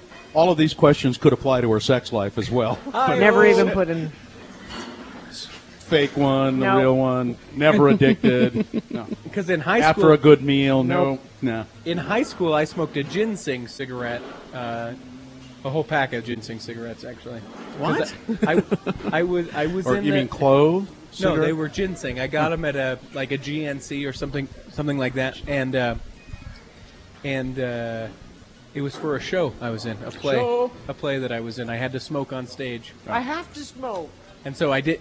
And you do. And I liked it. I didn't like it because I thought it tasted good and it burned. I liked it because you could go, you see? Yeah. No, that's one of the reasons I never tried it, because I was worried I would like it. Also applying to your sex. Yeah, worried I would like it. That's not any of the reason you never tried it. That's part of the reason. That's not No. even That a is tiny part of the reason. Yes, it The is. tiniest part. The reason is your mother told you not to. Well, that's a big part That's of it. the only reason. That's what you should do. Here's your adventure. Smoke a cigarette. There you go. I don't want to smoke a cigarette. It's just one. It won't Too hurt many, you. too many boundaries, Gina. Too many boundaries. How many times have I heard that? Just one, it won't hurt you. It's just one. I think the reason that Gina never started smoking was she heard the phrase "if she smokes, she pokes," and that's when she decided that it was probably not a good idea. To, Yeah, I mean, don't want people to think, Yeah, or she doesn't want people to think she's easy or a nurse. That's right. We have been talking a lot about smoking today, haven't we? Yeah. God.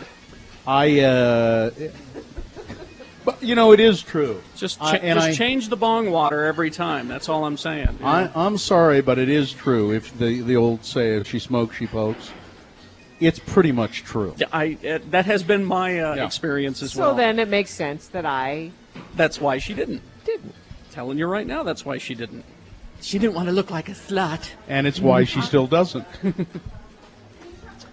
Couldn't you smoke? Get one of those like Hunter Thompson cigarette holder things. FDR. The elegant. And then hold it like this. Yes. Up like Greta Garbo or something like that. It's true. I was worried I would like it. And I have no self-control. None. You have you? No. No, she doesn't have any self-control. That's why she never does anything. Would you like another Coke, Gina? Yes. All right. Someone get Gina an eclair. I don't want an eclair. Oh, yes, I have you no do. room for an eclair. Yeah, get Gina. Look at those delicious See pastries. this right here? Biscuits that and puff. gravy. Just they're sitting there. I know. Oh man, I'm in bad trouble. I'm with gonna have the way- burger later. That's gonna be interesting.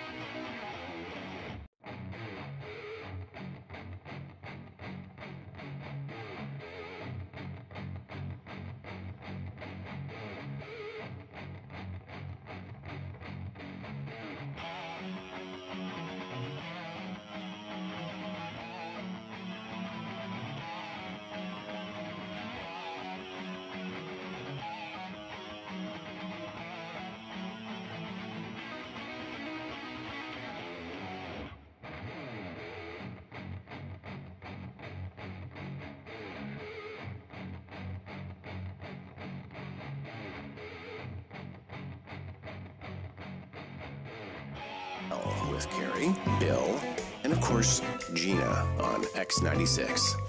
All right, 7:45. Time to award round 1 of the Boehner voting. Brought to you in part by, is guac of the day, and it had watermelon and jalapeno. Oh in yeah, it. yeah. T27, right? Oh yeah. He's opening up another location. Yeah, they have like 4 or 5 of them now. Anyway. And also by Gracie's 326 Southwest Yes. Temple, just right down here in Salt Lake. They got the sports on the weekend, and you should join them for geek trivia on Tuesday nights. Okay, so we had Boehner candidate number 1. We don't need any help from you, lesbian Jew. This is a woman who volunteered at a Christian church during Hurricane Harvey. She took a week off work. She donated her time and money, and they found out she was lesbian and Jewish, and they said, yeah, we don't need your help. Then suddenly it was, Boehner candidate number 2, perhaps your Nazi armband is a bit too provocative. And this is a provocative candidate, actually, because as Carrie was talking about, this probably isn't the way to handle it as much as you're tempted to. There's back and forth, as to punching Nazis good, punching Nazis bad. Yeah. Somebody said, yeah, we had a whole war based on punching Nazis. Well, I'm like, yeah, that was then, all right? This is now. We got to handle it a little differently. Yeah. And Boehner candidate number 3, we're sorry for the oozing river of blood at the funeral home. That's exactly what it sounds like. They had a containment tank that was breached and flowing into the street. The cake tickets went to LaDonna. Oh. And overwhelmingly, as fun as oozing river of blood is... No? No. Punching Nazis. No. What? No. Really? Punching Nazis got the least number of votes, and I think it's exactly what you're talking about, Carrie. There's an element of, as tempting as this is this really what we need to be doing right now? But overwhelmingly, Boehner candidate number 1, we don't need any help from you, lesbian Jew. That's a good one. That's a good one. Deserves to go to Boehner fight and possibly become Boehner of the day. Now, I didn't come up with the boners today. Bill, even though he's not here, he got up this morning and came up with them. And I'm guessing he didn't know about the injustice that was done to me yesterday. He would have made that a boner candidate. Yeah, could have been. There was an injustice? Yes. So yesterday, just as I'm getting ready to leave work, there's a box of Krispy Kreme donuts on my desk. And I can't remember who put them there, but... It was someone from... It was a Beat Gina. It was a Beat Gina yeah. Prize, which, if you didn't know, on Thursdays we do this game called Beat Gina, which is a trivia game, and it's basically a way to give away things. Yeah. Shh. But if I win, people, bring me a prize. You have to give Gina a prize if she beats you at trivia. I won those Krispy Kreme donuts fair and square. A dozen. But as they were coming in as I was leaving, I thought, well, I'll save these for tomorrow to share with the Radio from Hell team in the morning. And Carrie said, you better hide those. You better. I told her to hide them. So I took them off the top of my desk and put them on the shelf underneath my desk. Which I thought... That is a signal that these are not, if they're on the desk, I can see they're up for grabs. Under the desk, not up for grabs. Now, after you left, I looked back. Well, I got up and I did something, and as I was walking back, I saw your desk, and I saw the Krispy Kreme logo on the box right there. And I said, maybe even aloud, this is not hiding the donuts. But... That makes it sound like you actually have to physically conceal them so nobody sees them. Isn't the signal that they're not on the desk, they're under the desk? Maybe that means they're not up for grabs? But that's where my participation in this ended, because I turned to my desk and went back to work. So what happened was the front desk girl said, hey, can you get me one of those donuts? And I said, donuts? She said, yeah, they're over on Gina's desk. And I said... Well, those donuts aren't going to last till tomorrow. Which, how many times have we had donuts here in this studio where we've said, these are not today's donuts, these are yesterday's donuts, and we put the bite in the mouth and then spit it out and go, I'm not eating the rest of them. Yeah, but they weren't your donuts to decide that about. A Krispy Kreme donut, 17 seconds in the microwave the next day is perfectly fine. Yeah, but it's 17 seconds in the microwave, and you would have had to walk all the way back to the back room. No. Yep. No, I am not.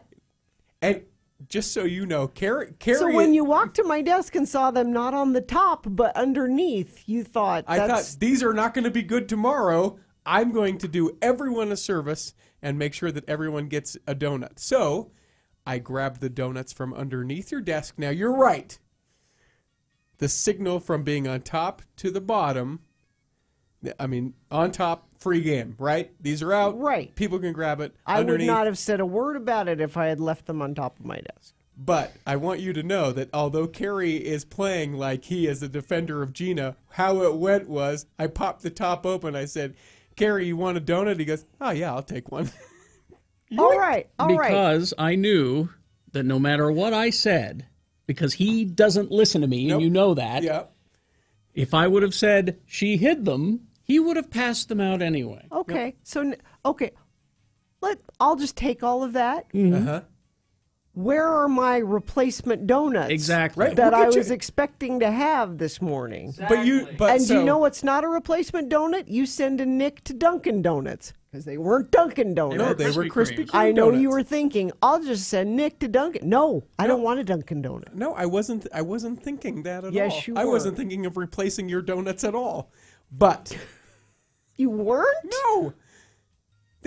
It's a day-old donut. How many times have I heard you talk about how you don't want You are a justifying day-old thievery. I passed it out to your boss, who ate 2, by the way. Either they're Yeah, small, but he you said. started this. And took Don't one. blame Carrie Carrie had or one. Todd. Had one. Like The I said, front- I knew the that front he desk? wasn't going to listen to me, no matter what I said. Mm-hmm. I will get you on the same day that we will eat them, hot, fresh donuts from the Krispy Kreme. Okay. All right. Bill's weighing in. Really? Yep, I agree with you, Bill. What did he say? He should be fired. Do you know what? Do you know why Bill's extra sensitive about this? Because there's a pie sitting around. That's right. Yeah. that he's been waiting to try. We had a listener bring us pie Yep, that see. Bill's worried he's going to miss out on. Donut infraction. People are weighing in. Donut Gate 2017. It's no wonder this guy's divorced. Tell Richie You to brought it on yourself. tell Richie to replace your donuts, or this trooper will be waiting with whatever ticket I can lay on him. How dare you steal donuts? That is a felony. There's not a soul that's coming to my defense of day-old donuts. No, Nope. it's not your. They were my donuts. If I wanted to come to work today and go, these donuts are bad, and throw them all the way, they're mine. Yeah. And people are saying that you need to go and speak to your bishop. Yeah. Yep, I think Thievery. so. Yeah, everyone seems to agree you need to buy replacement donuts. Absolutely. I will absolutely buy replacement donuts, and we will eat them freshly What's this on we? the day. Who's this we you're talking about? You're not going to eat a dozen donuts. You don't know. All right, you know what? I'm buying a dozen donuts, and you you don't get you to have make- to eat them. No, you don't get to make the rules on this. if I want to sit on them, if I want to whatever I want to do with them, I can do. What else you want to do? I don't want to. You know as well as I do that anything that's in our cubicle area, there are so many people that are in that area who just appropriate things if they want them, and you're an offender of it right now. The flag that's behind you is my flag that was hanging on the put that outside up. of my cubicle. I didn't put that up there. But Dylan put that up but that's there. the culture of this place. Hey, they've got something that I would like. I'm going to take it. It's not. I don't agree with it, but it's how the culture of our cubicle Somebody farm says is. somebody says we need to punch Richie like we punched the Nazis. Yeah. For this. Bring it. And my wife has the best comment on this, because you did do this after you took the donuts. You big saladed the donuts. You walked around the office and showered people with free donuts Yeah. and took credit. Absolutely. No, I said they were Gina's. I never said that they were mine. I don't recall hearing that. Yes, Dylan. Dylan? That is not your flag. That flag was a gift to the Radio from Hell show from Untrue. Broadway across America. In that whole box of gifts that they brought, it was the wrapping. It all came in, and I took the flag for Gina's flag set, and I really What? think you owe Gina an apology. No. And Gina, can I have one of the donuts when Richie brings them? Did you have one yesterday? No. Okay, you can have 2. Yay! All right. Fresh Krispy Kreme. See, it's all for the better, right? And I have to tell you, Richie, sister is here, waiting for her segment. She is upset. Okay. With you. Uh-oh. You're going to hear about You it. think I'm mad? Oh, you're going to get it now. And Bill weighing in weak justification. Yep. All right, a quick look at traffic. Eastbound I-215, the west ramp to where it goes to southbound I-215. There's a crash there. Southbound I-15 at Hillfield Road.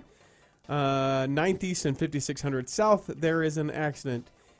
Eastbound I-80 at 40th West here in Salt Lake, there's an accident. Accident up 1 mile west of Mountain Green. That's up Morgan Canyon. There's an accident 2000 west and 4000 north in Far West. Redwood Road, there's a crash out by Utah Lake. That's down in Utah County. And I-15 at 150th South northbound. And the reason why? The roads are a little bit slick, so don't drive how you normally would drive under conditions of dry roads. The roads are wet. All right. Thank you very much. Dottie is here, and she's going to lay down some justice. All right. Sister Dottie, right after these. Randlife.com is the website. Yeah, they're mortgage provider.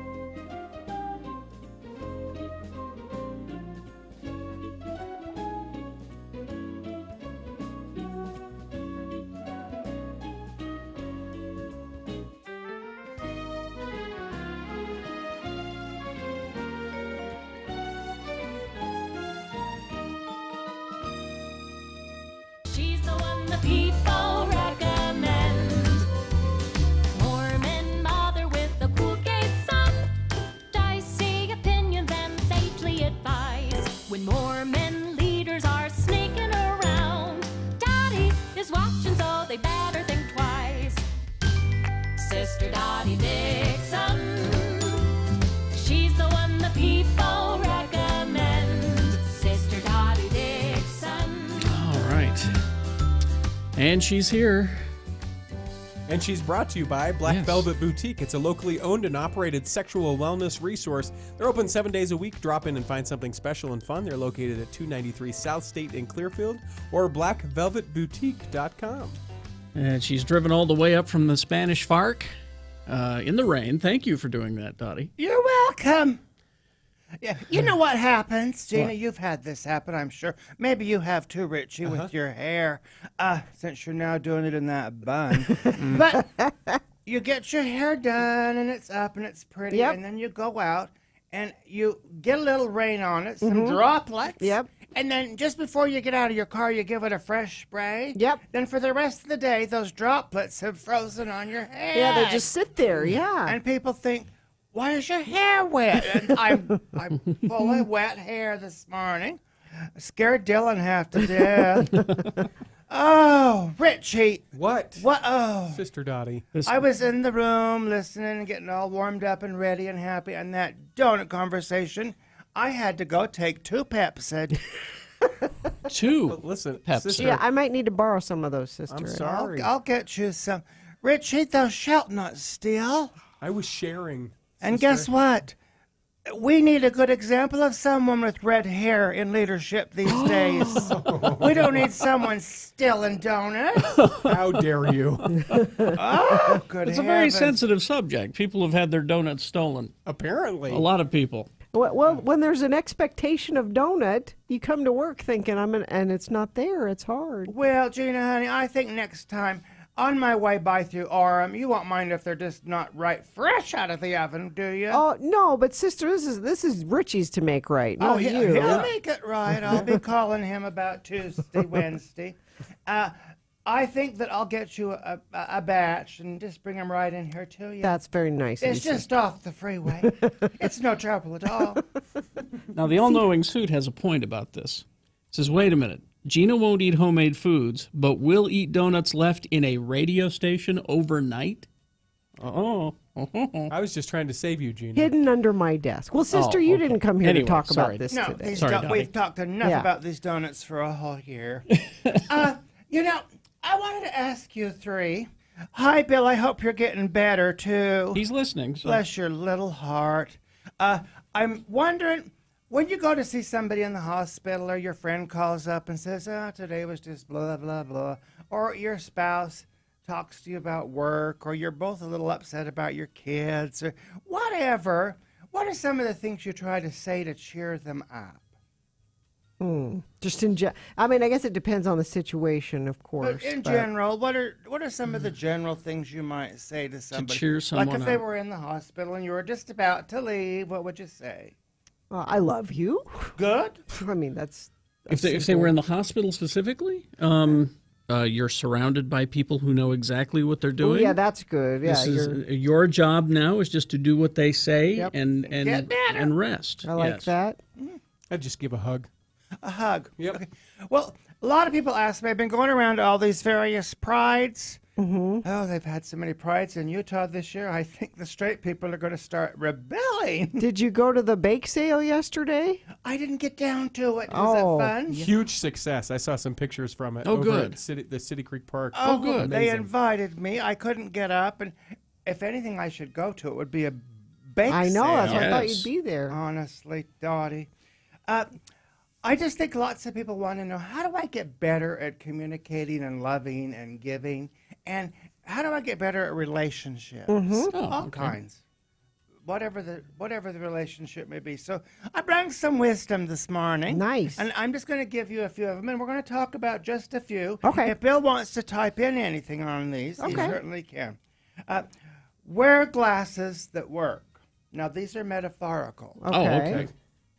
Wear glasses that work. What might that mean?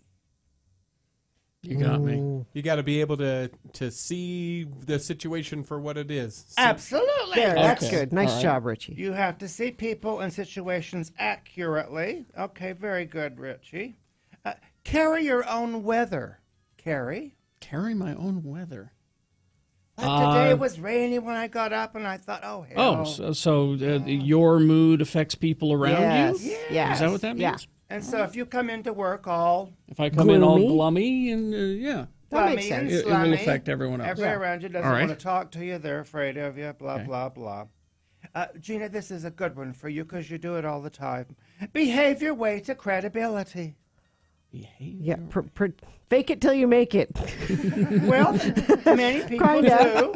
No, I mean, but it's part of like maybe you're in a crummy mood. Mhm. You kind of pretend you're in a good mood, and actually, sometimes the good mood will actually follow. Absolutely. It'll follow right Yeah. behind because you've attracted it. Yep. And, a lot of times you talk your way into problems, and then how did I get myself in this problem? Yeah. It's because you've been talking yourself Mhm. into it. Okay. This is another good one for you, Richie. All right, I'm since listening. You're just a little pipsqueak. See the tree, not just the seedling. Oh yeah, well, no, I don't do this well at all. The tree, the bigger picture instead of what's right in front of you right now. I'm horrible at that. Yeah. If you just wait out whatever it is, it'll show itself to be Or complete. if you create some sort of vision, if you've got a big goal Mhm. and Mhm. your vision is you put a picture of yourself up, maybe you want to be a doctor in your doctor fatigues, or maybe you want to Mhm. be a veterinarian or whatever. See your goal in many different ways and work towards it. And the seedling will become a full tree. Okay. Think we, not me. That says it itself, right? What does it mean to you? You got to think about the people around you, and The not team. just about you. Yeah, the team as a whole. We Yeah. all have to be successful. And that's your family, or that's your people you work with, or, Mhm. or your community. I mean, you can take that as big or small as you Absolutely. want. We kind of done that the other night at that Not Ready for Prime Time because it's a damn filthy podcast. Thank you again, sister, we for worked joining as us. a real good team there, I thought, don't you think? Yeah. Yep. Examine your real motives, and then I'm almost done, Ooh. Gina. Well, that's being honest with yourself, Mhm. and sometimes that's hard to do. And making sure that your values and your motives are kind of aligned through action. Mhm. You don't profess one value, then you go take a different action. Yep. That's kind of a hypocrite. Yep. Or a Republican. Now, Carrie. Oh, sorry. Talk less and listen more. I find that really important in Mhm. relationships. Yes. Here's another one. Extend trust. Carrie, are you somebody who waits for somebody to earn your trust? Or are you somebody who gives it, and then if they do something that kind of chips away at that trust you've given them, they have to earn it back? I wish I could make a blanket statement about all the people that I encounter, because there are just some people that, for some reason, I instinctively do not trust them. I can relate this to my kids, sister. Okay. Especially when you have teenagers. I Mhm. think there are a lot of parents that put a lot of restrictions on kids before they've given you any reason to not trust them. Yes. I think you say, yeah, I'll let you go out here. I'll let you go to this party. I'll let you go do this thing. And until you give me a reason not to trust you, I will trust that you're going to make good choices. Tell And- me the truth. Yeah. Be home when you say Yeah. you're going to be Yeah. home. Now, if you cross that, Oh, yeah. then it's hard to earn it back. Hell but- hath no fury, like Yeah. a Barbary scorned. Right, but until now, I have no reason not to trust you. So I think it's an excellent way to go as a parent, Gina. Thank you. And here's a last one for you, Richie. Make it safe to tell the truth. Kind of goes back to the donuts. I know. Comes around. Comes around. I thought we were done with Nope. that, Sister Dottie. Make it safe to tell the truth.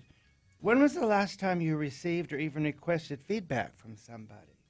Now, this kind of works at work or at home. Mhm. When was the last time you said to your spouse, "How am I doing at this?" that's a good. I check drive in. home and I check in. worry.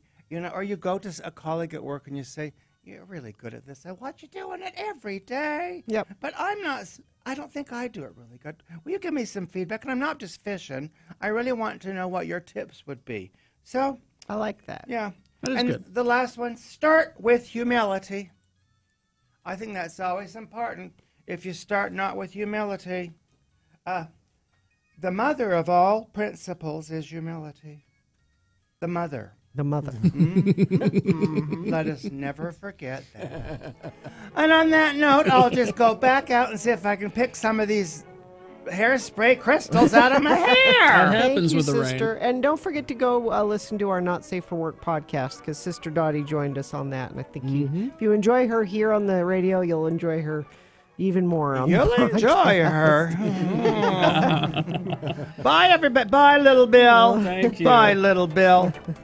Traffic brought to you by Hoops Vision. Call today for your free LASIK consultation. It's your life. See it better. Take control and make the call today. 877-30-LASIK or hoopsvision.com. All sorts of accidents. Northbound Washington Boulevard at 3800 South. That's up in Ogden. 9th East and 5600 South here in Murray. Westbound I-84 as you're making your way out of Morgan Canyon. There is an accident.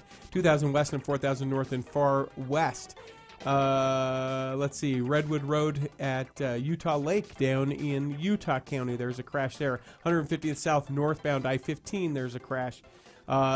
Too many. All right, so just just drive slower. The roads are wet. All right, drive slower. I didn't end the music because you were out of time. I had that problem again. No, there's but there is too many to report. At least 11 incidents somewhere along the Wasatch Front from people driving too fast for the conditions on the road. So stop it. And if you've been in an accident, I was going to say, you probably will need Everest Collision Repair. You should have the app on your phone already. Yep. Now, you get it on your phone, so you have it when you need it. Because when you're in an accident, you can go to the Everest Collision app, take a picture of the damage, you send it to Sean Hogan, and you get a quote right from the app. He's really good about responding to your quotes online and with the app. Yeah, they usually get back within 12 to 24 hours for sure. And your insurance company is going to try to steer you toward the body shop they want you to use.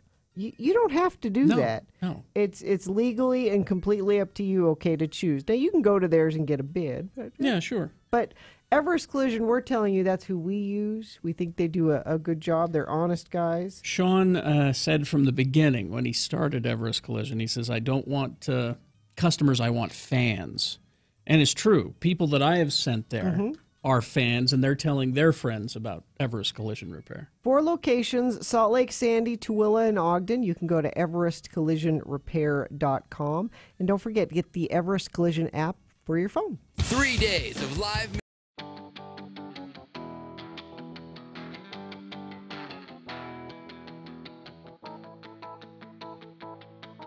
The mayor of Salt Lake has joined us here.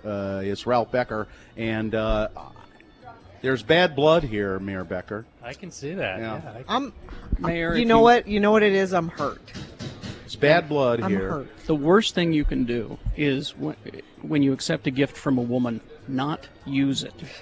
When I'm visiting with her. Yeah, Yes, especially. exactly. Yeah. Hell hath no fury like a Barbary scorned. I went all the way to Dillard's and bought you a tie. All the way to Dillard's. All the way to Dillard's and bought you a tie. That's a good, mile? 2 from your house, right? I know what deep trouble is, and here I am. And, but I do want you to know, I have been wearing your tie regularly and proudly and advertising where I got it. Yeah, See right. this? See this? Yeah. Gina Barberi. Is it getting deeper? Easy to say. Now, Mayor Becker, our producer Richie says he sent.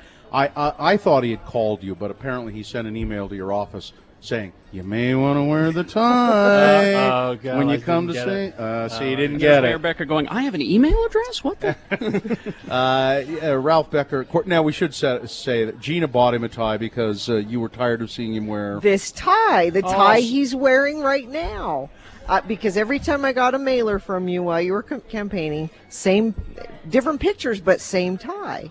And I was concerned that people were going to think you only had one tie. I was worried about you. You want to know how to get her, Mayor Becker? You want to know how to get her? Yeah, I need- Look I at her need very advice. seriously and say, this tie was given to me by my dead mother. Something like that. Or the thing is that this is a Jerry Garcia tie, and I don't think my mother knows No. Jerry Garcia or knew him. It was that nice Garcia fellow who lived down the street. He used to sell us squash. Yeah. Mayor Becker, great. How's it going? I mean, are you enjoying being the Made mayor? the transition and everything. I'm having a great time. I've got great people around me working. The city's been so responsive. Everyone's jumping in to do things we need to do. So I'm feeling great. I want to applaud you, by the way, for taking a bold stance and making what I think is one of the most significant moves I've ever seen a mayor make, and that is get rid of that ugly logo that Rocky Anderson had and go back to the traditional city logo. I'm actually serious. Bill really likes that logo. I like the traditional logo, that mountainy kind of. That was a dumb logo for Salt Lake.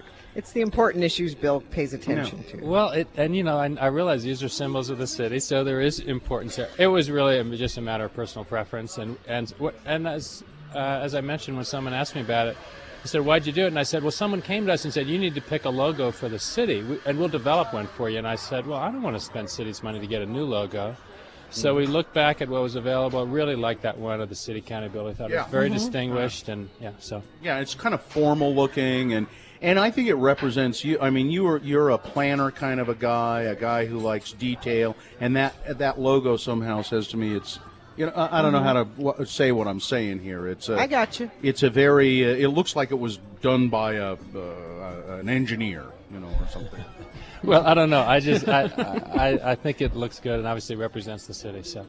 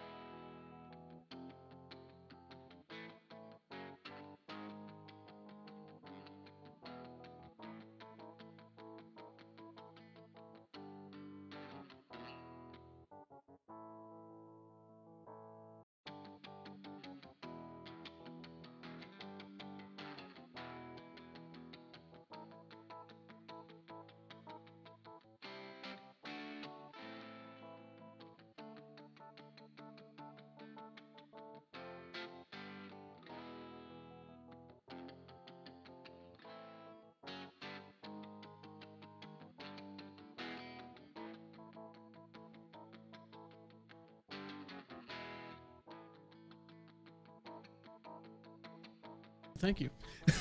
What was that? A little spittoon sound there. That's our deep voice guy. That's how he attains that. I didn't know that type of voice. Tobacco. Clear it out and then. Yeah. Let's see. It's 8:23 right now. Time for round 2 of your Boehner voting. 3 news stories that are examples of bad, stupid, or funny human behavior. Boehner means mistake. We'll give you 2 candidates now, then a 3rd candidate after the news. Now, once you've heard all 3 candidates, you've got to decide which of these 3 is the worst.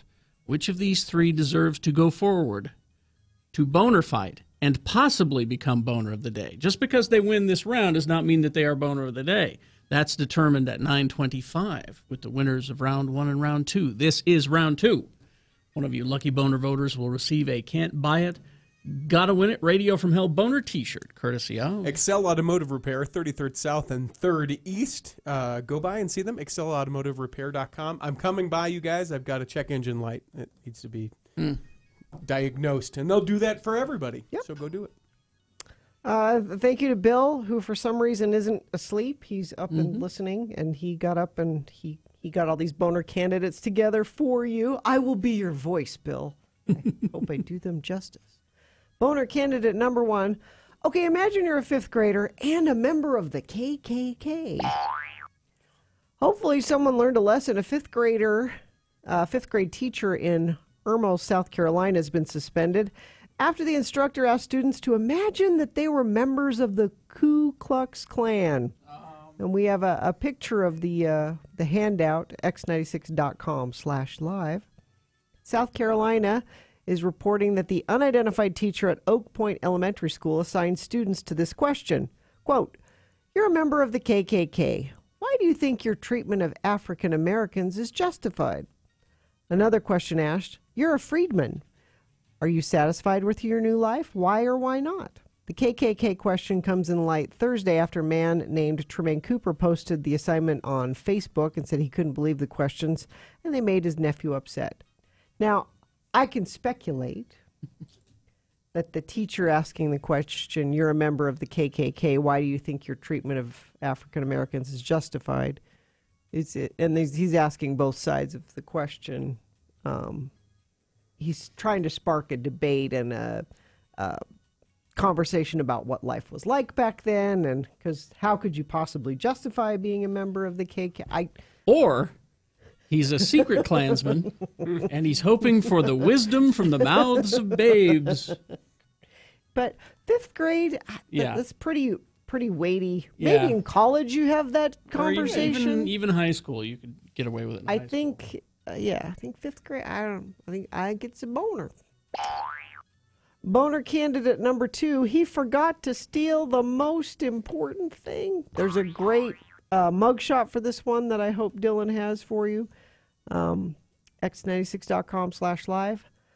While making his getaway, a man suspected in robbing a La Crosse gas station got caught after he ran out of gas. No. He was also allegedly intoxicated, according to LaPorte County Sheriff's Police. Got to get a look at this guy at x96.com/live. He's a peach. Sean Harris, 33, is being held in jail without bail, arraigned Friday on felony robbery charges. Police allege that late Wednesday morning in South Bend, a man went into a store, told the clerk he had a gun. He fled the store southbound US 421 with an undisclosed amount of food, beverages, cigarettes. Had everything you needed. No money was taken. No weapons were displayed. Harris was eastbound on Interstate 8 in Stark County when an Indiana State Police trooper, attempting to locate the getaway vehicle, found it stopped along a 2-lane highway. The Stark County Sheriff's deputy came along and assisted with the arrest. He ran out of gas. And you're stealing the Cheetos and the Mountain Dew and the Camels at the gas station. You may as well fill up while you're there, right? Of course. He forgot Well, it might that. take too long. I don't know. Yeah. He allegedly had a blood alcohol level higher than the limit for legally operating his vehicle. Well, see, he wasn't thinking clearly. So, Boehner candidate number 2, he forgot to steal the most important thing. Coming up in a moment, Boehner candidate number 3, beware the mad pooper. Oh, Boehner candidate number 3 coming up after this here big boy news and Opinnuendo. Brought to you by. Check out Best Friends No Kill Utah Pet Super Adoption in Farmington this weekend, where you can meet hundreds of adoptable cats and dogs all in one place. Go to bestfriendsutah.org for more information. Now, this could have been a Boehner candidate too, and I would love it if Dylan could find the mugshots that accompany this story. Louisiana couple recorded explicit acts at the public library, the Walmart, and the Burger King. I saw their pictures. Well, that's a couple. A married couple is facing obscenity charges after they allegedly filmed themselves having sex in a Louisiana public library, then uploaded the video to their Pornhub page, according to police. I've got their pictures here if you want to come around and see it, Gina. And no, I've got them here. That's what I you wanted. do? Yeah. Oh, okay. Investigators last week received a report of lewd activity that occurred within a public library in Houma, a city of. Oh, Dylan, you found them quickly. Yes. That's the married couple right there. I mean, they're not unattractive. Yeah, they are. But they're not attractive. I mean, they're unattractive. Well, that's unattractive. It's just that eyebrow choice that she's made. That's. I don't think you'd be looking. You wouldn't subscribe to their Pornhub page. No. I don't think. No. Let's see. The suspects cop charge, quote, recorded themselves. It's Elizabeth Jernigan and her husband Rex. She's 33. Wow. Are you sure That's a she's lot of 33? miles. A lot of miles on that 33 there. A review of the couple's Pornhub page, which contains more than 160 videos, revealed that the Jernigans recorded themselves engaged in sexual activity in, quote, various other businesses throughout the city, including Walmart and Burger King. The public library video includes similar explicit exploits and concludes with Elizabeth. Oh, I can't tell you what it concludes with, but it happened in front of the periodicals rack. Periodicals. That is hot. They posted a message on their Pornhub page after their release. It said, quote, to all my friends and followers, the wife and I just recently bailed out of jail for our public videos we posted on Pornhub. Hopefully soon we'll get to post a new video. Good Lord. I just... If you read their about notation, Rex Jenigan wrote, I've always loved to be nude and show off the body since I was a teenager. Hope everyone enjoys our videos. The more attention we receive, the more we'll post. How do you not get caught? Well, they did. Well, and that's to some people that's part of the thrill. That's a thing? Yeah, that's you talk to people who are enthusiastic about having sex in public. That's part of the thrill. Is maybe you'll get caught. But you can't be very naked, I would think. Well, don't go to Pornhub and look. Well, no, I'm not going to. But I mean, like at a Burger King, I mean, you can't be sitting down eating your Whopper and then look over and it's two naked people. Probably in the bathroom. Probably. I don't know. I don't know. You'll have to check. Go to their site. They'll post more videos later. Don't go look.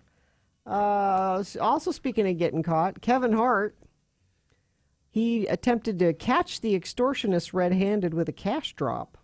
Mm-hmm. Kevin Hart tried to set up an in-person meeting with his team and the individuals responsible for extorting him, but the plan went south when the person making the deal got cold feet.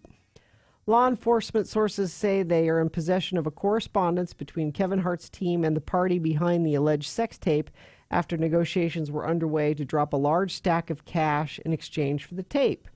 We're told they agreed on a place in Los Angeles. The suspects were adamant at a public venue. It doesn't say what it is, I wish. The person representing themselves as the agent for the tape pulled out at the last minute, telling Hart's team, something's not right. This is my first rodeo.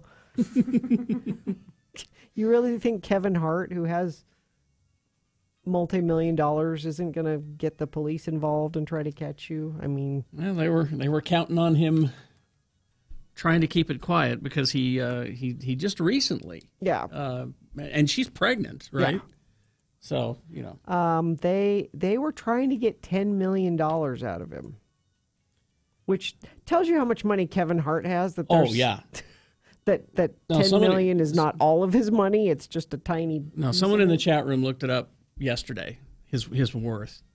And that's like, you know, you could spare $10 million, be okay. Kevin and they Hart. probably thought, hey, he might give this up in order to keep this quiet. Exactly. But those tapes never stay quiet.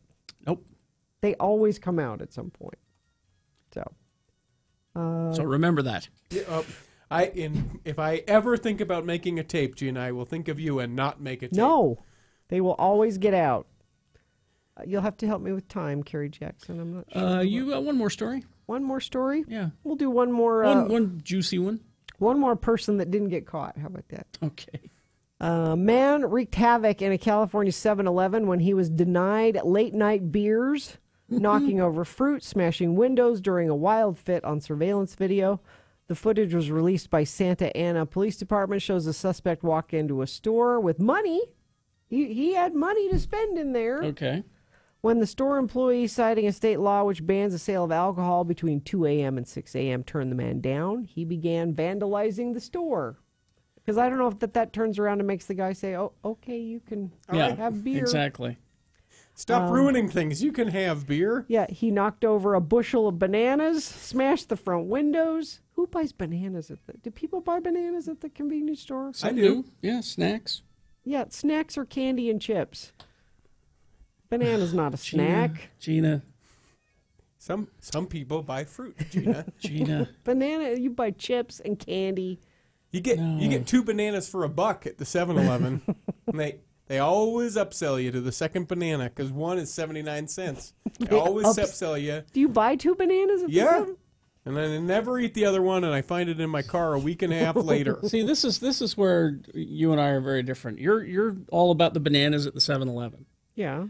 And my question is, the law that says you can't sell alcohol between 2 and 6 a.m., that means men had to sit in a room and talk about, well, we should have a window where there's no alcohol being sold. Well, when would that be? 2 to 6 a.m. So at 6:01 a.m. you can buy beer? I guess. Exactly my point. That's okay. What? 2 and 6. We determined that 2 and 6 is when... nothing good happens between 2 a.m. and 6 a.m. Why not 1 and 6? All right, fine, Kerry, we'll make it 1. 5 hours seems draconian. Yeah. Well, then make it 4. Yeah. 2 and 6. That's where I'm... Yeah, Kevin Hart's net worth is $128 million. Holy cow. Nothing to him. Sports weather traffic? Yes. You bet. Brought to you by Bad Apple. They offer value pricing on new Bad Apple approved aftermarket screens at a significant discount to competitors. Now they have 10 locations across the Wasatch Front. Locations and more at badapplerepair.com. Just a quick sports. Way to go, Ogden Raptors. You Pioneer League champions. You know the Trappers, back when they played here in Salt Lake? I remember. They were Pioneer League champions, Bill too. Murray owned the Trappers. Yeah, and the town made a big deal about it when that happened. What's up with you, Ogden? Come on, Ogden. The Ogden Raptors won the Pioneer League champ, and then everyone said, I guess we'll pack up our locker and leave. That was the next day. So this is the most you're getting. It's because I care. And Kerry doesn't really care. And I don't, but Ogden should care. They should do something for the Raptors. Weather brought to you by Hoops Vision. Call them today for your free LASIK consultation. It's your life. See it better. Take control and make the call today. 877-30-LASIK. On and off rain for the remainder of the day today. High of about 62. Tomorrow it's going to be warm, and your last little spell of warm for a while, 77. And then mid-50s and rain the rest of the week. So that is your weather. And then traffic, southbound... SR 71 is closed. That's 7th East at 8900 South. It's closed. So you're going to have to find a different way around there. More than 30 minutes delay right there. Closed. 5600 South at 1900 West. There's an incident. I-84 just west of Mountain Green. Someone text me. It's neither Ogden Canyon nor is it Morgan Canyon. It is Weber Canyon. So I apologize that I didn't know that was called Weber Canyon, but there's an incident there. 2000 west of 4000 north. In far west, there's an incident. Redwood Road down by Utah Lake, there's an incident. Northbound I-15 at 150th South, there's an incident. Southbound I-15, right where it goes to eastbound I-80, there's an incident. Clinton at 2000 west, on and on. Seriously. Oh, let me hit one more. There are signal problems causing between 20 and 30-minute delays out in Tooele because there is power outage in that area. Here, let me help you. Turn your headlights on. Slow down. There you go. Should always have your headlights on. Yes, I think so, but that's me. Boehner candidate number 3, beware the mad pooper. Colorado Springs family has spent weeks trying to get a mystery woman they've dubbed, quote, the mad pooper, to stop defecating in their neighborhood right outside their house. Kathy Buddy says her kids caught her first mid-squat, pants down, unashamed. They're like, there's a lady taking a poop. So I come outside and I'm like, are you serious? Oh, there she is on surveillance cam. Are you really taking a poop right here in front of my kids? And she said, yeah, sorry. The family said it was just the first time they'd actually caught the runner doing it, but it wouldn't be the last. Buddy estimates the runner leaves behind human waste at least once a week. The mad pooper has been at it for 7 weeks. She can't help but laugh at the absurdity of the situation. I wouldn't be laughing at that. 2 other times we've caught her. Yesterday, she changed up her time a little bit because she knew I was watching. The Colorado Springs Police Department's now involved, and they are just baffled. It's abnormal. It's not something I've seen in my career, said Sergeant Jonathan Shircretti. For someone to be repeatedly doing such thing is uncharted territory for me.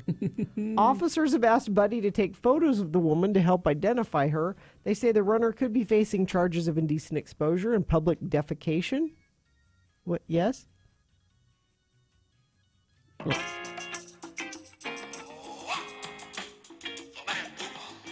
Oh, it's the Mad Pooper song.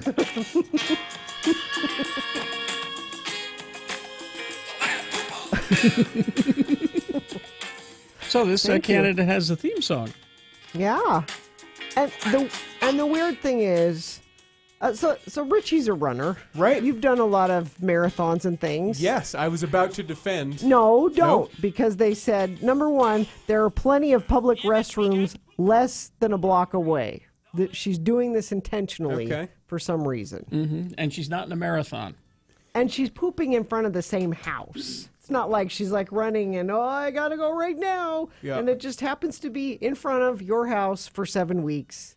No, this So, is on purpose Yeah, for some reason. this is not a defendable situation. It's Poop Chat on X96 Radio from Hell. I won't defend it, but I do want to tell you this. I ran the Vegas Marathon a few years ago, and it runs right down the strip.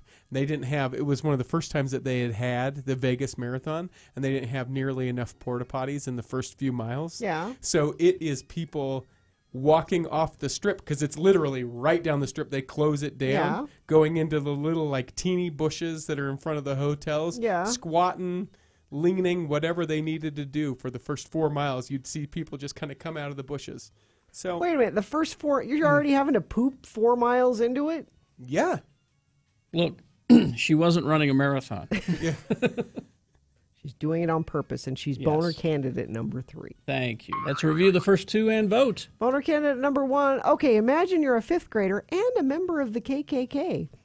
It's just what it sounds like. A teacher gave out an assignment, and that's what they asked. Boehner candidate number 2. He forgot to steal the most important thing. Guy who robbed a gas station with food, drinks, cigarettes, and not gas, and police caught him because he ran out of gas.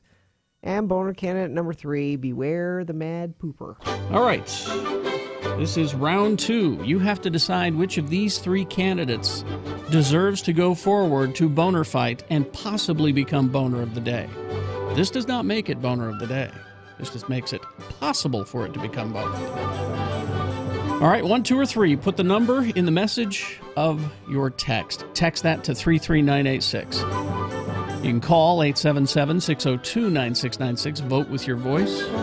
Or go to x96.com and look for the box that says Round 2, September 19. 3 ways to vote, 3 candidates to vote for. It's round 2. You've got less than 300 seconds to get your vote in. Let's go. The music starts at 10 with a 1-hour nonstop music wingding.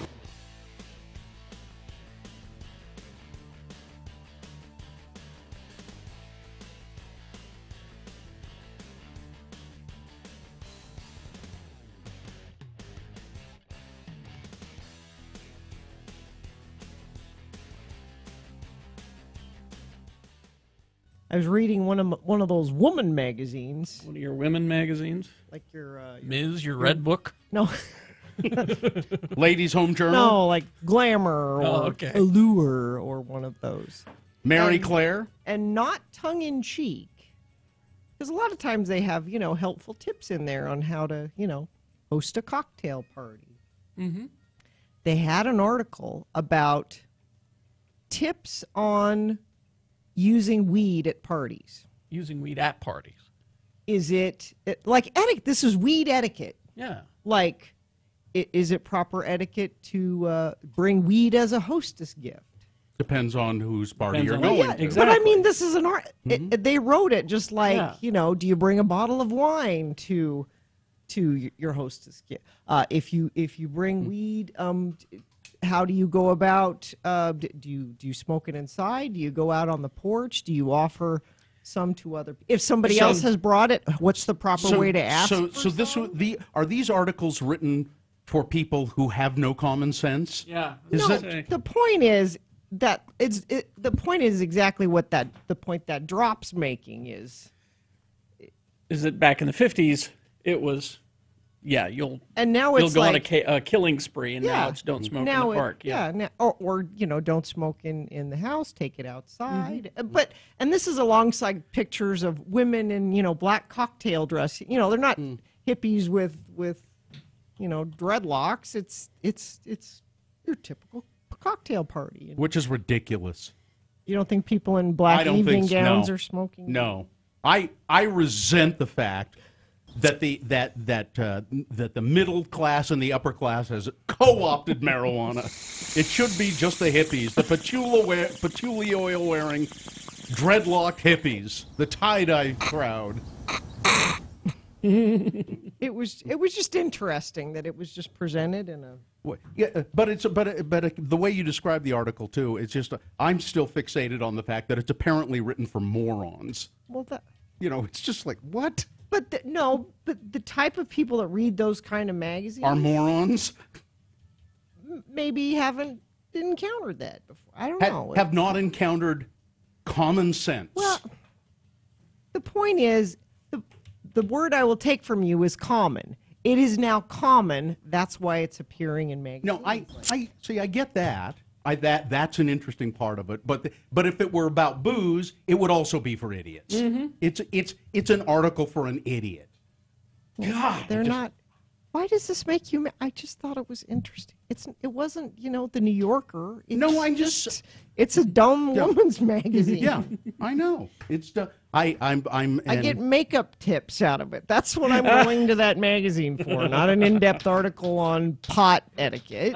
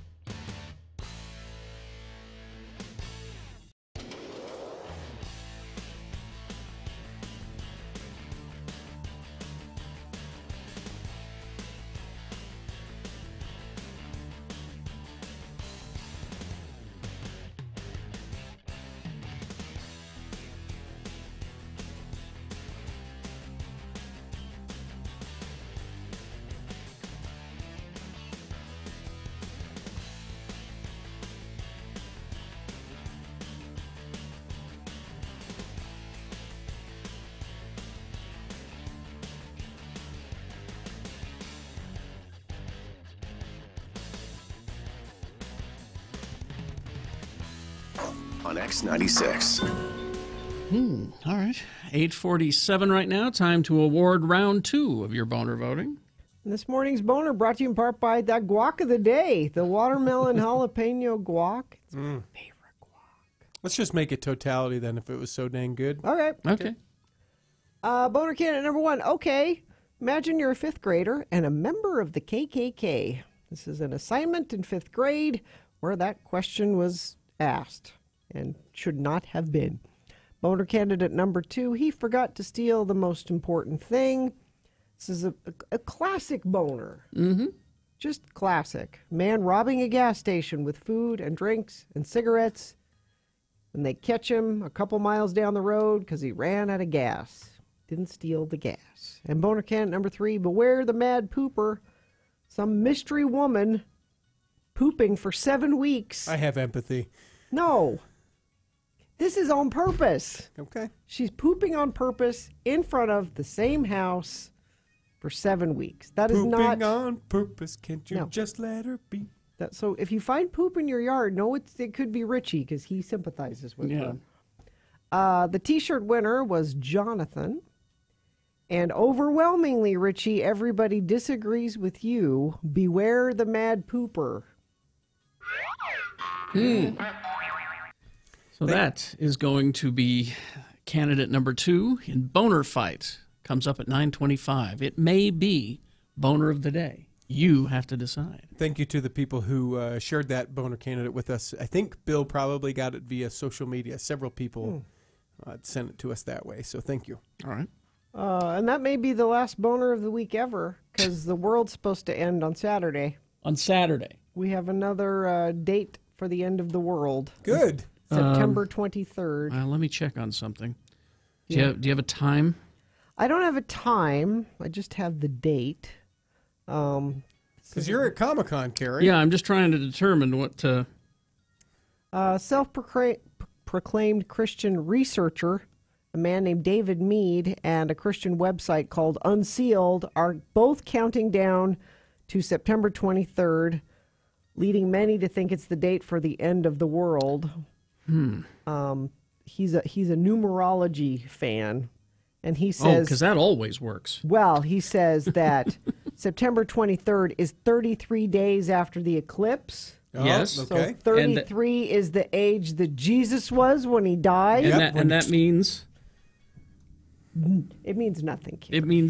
It means coincidence? Yeah. So because Jesus was 33, and that's 33 days after the eclipse. But I guess if you go to the website, there's a video clip of a rapture scene with people being sucked up into the sky. And it says, no one knows the certainty of the day or the hour, but faithful servants are watchful. It's received over 2 million views. Oh, jeez. And all because of 33. Yeah. And every time this comes up, whether it's the Mayan calendar or the 33? Yeah. The number of seconds that the Cylons attacked each time, or minutes that the Cylons attacked each time. They waited 33 minutes and then they'd attack again and again. And what I don't get is every time this happened, and I think this guy in particular has predicted the end of the world before, when it doesn't happen, people still follow them. Sure. Because they always have an out. And the out is always, well, you guys just didn't pray hard enough. Because God is waiting for you to pray a certain amount of hard. A certain amount of hard.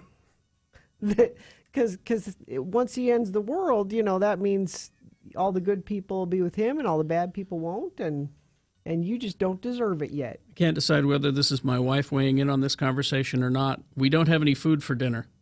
I don't know if that... If you want... You don't need numerology to look to see the end of the world. Yeah, look around. It's happening right now. You mean with the hurricanes? No nation on earth has an interest in seeing this band of criminals arm itself with nuclear weapons and missiles. The United States has great strength and patience. But if it is forced to defend itself or its allies, we will have no choice but to totally destroy North Korea. There you go. Rocket Man is on a suicide mission for himself and for his regime. The United States is ready, willing, and able but hopefully this will not be necessary. That's what the United Nations is all about.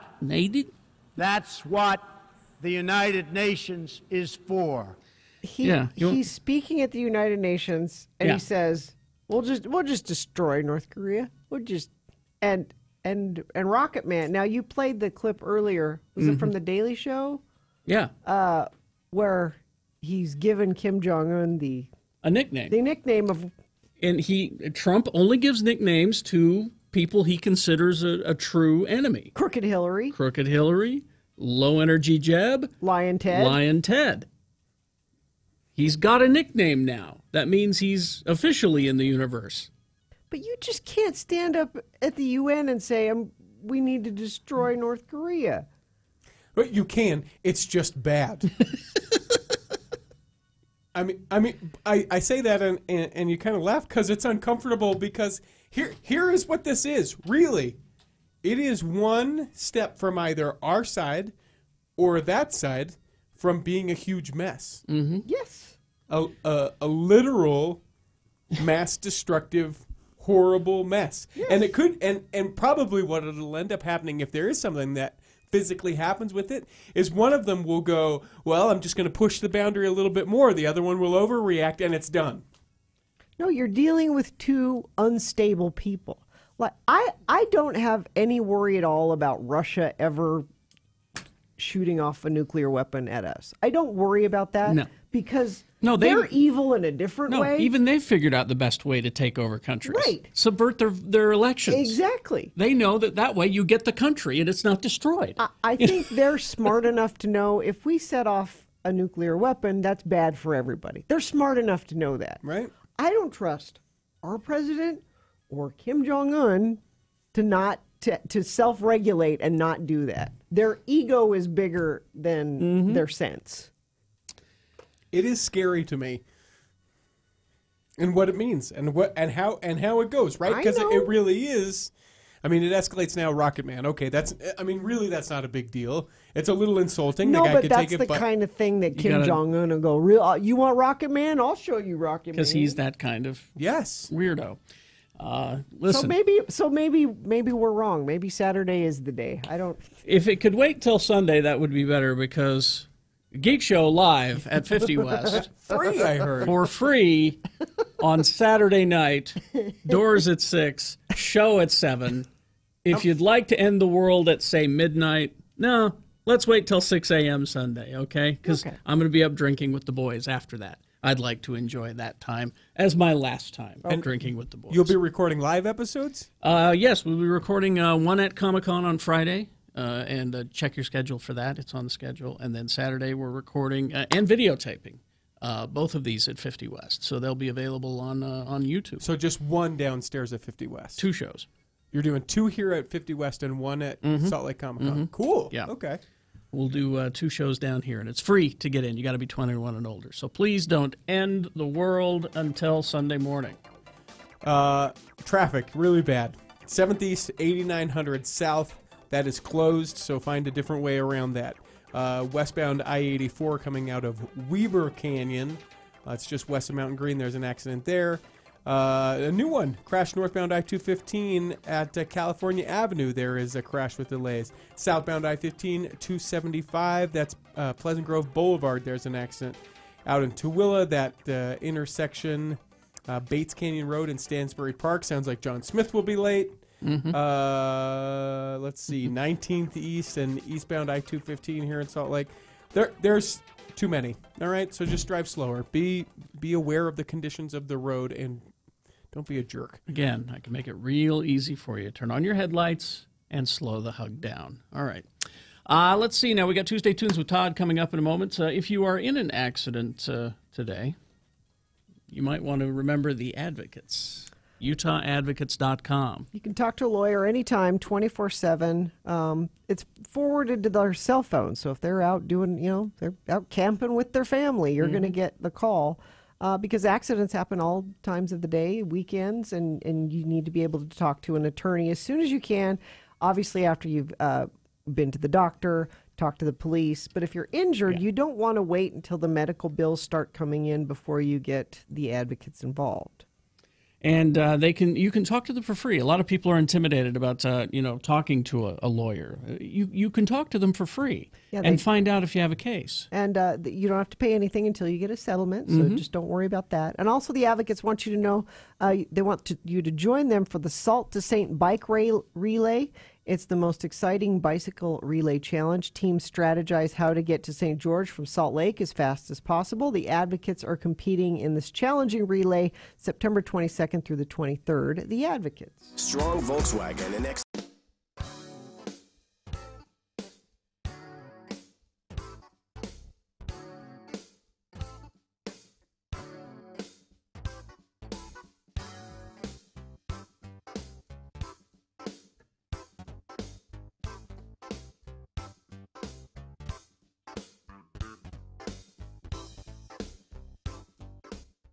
Now, did you find the Mitt Romney? I did find the Mitt Romney. All right, let me just read to you briefly where he did this. It was during a surprise appearance at a dinner this week. Did he pop out of a cake? For Washington, D.C. radio and television reporters, his top 10 list of reasons why he dropped out of the race for the White House earlier this year. Oh, now I found the David Letterman. Is this a different thing that you're talking about? It says here Romney offered the David Letterman-style list, written with the help of several campaign advisors at the Radio and Television Correspondents Annual Awards dinner Wednesday night. A video of the appearance is available on YouTube. Now, see, I've got the David Letterman. I don't know if this is the same thing. Why don't you do it, and I'll see if that's I also the same have thing. the other one, too. So.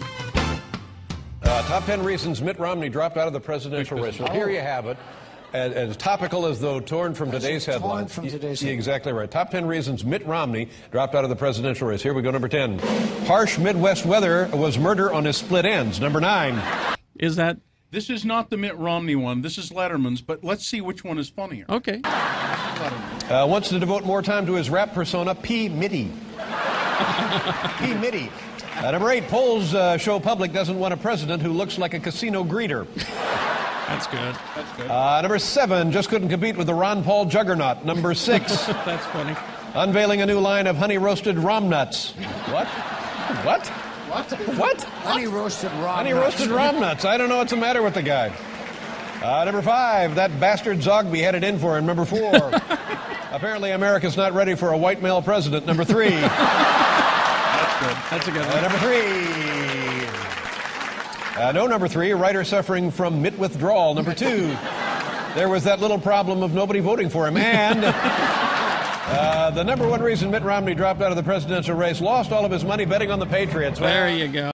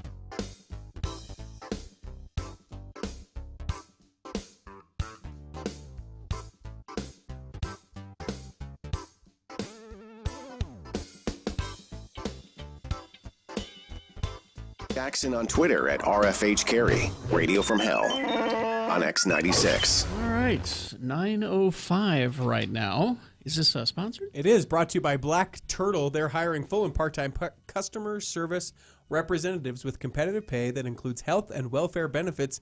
If you are remarkable and looking for a great new opportunity, apply with Black Turtle online today at jointheturtle.com. That's jointheturtle.com.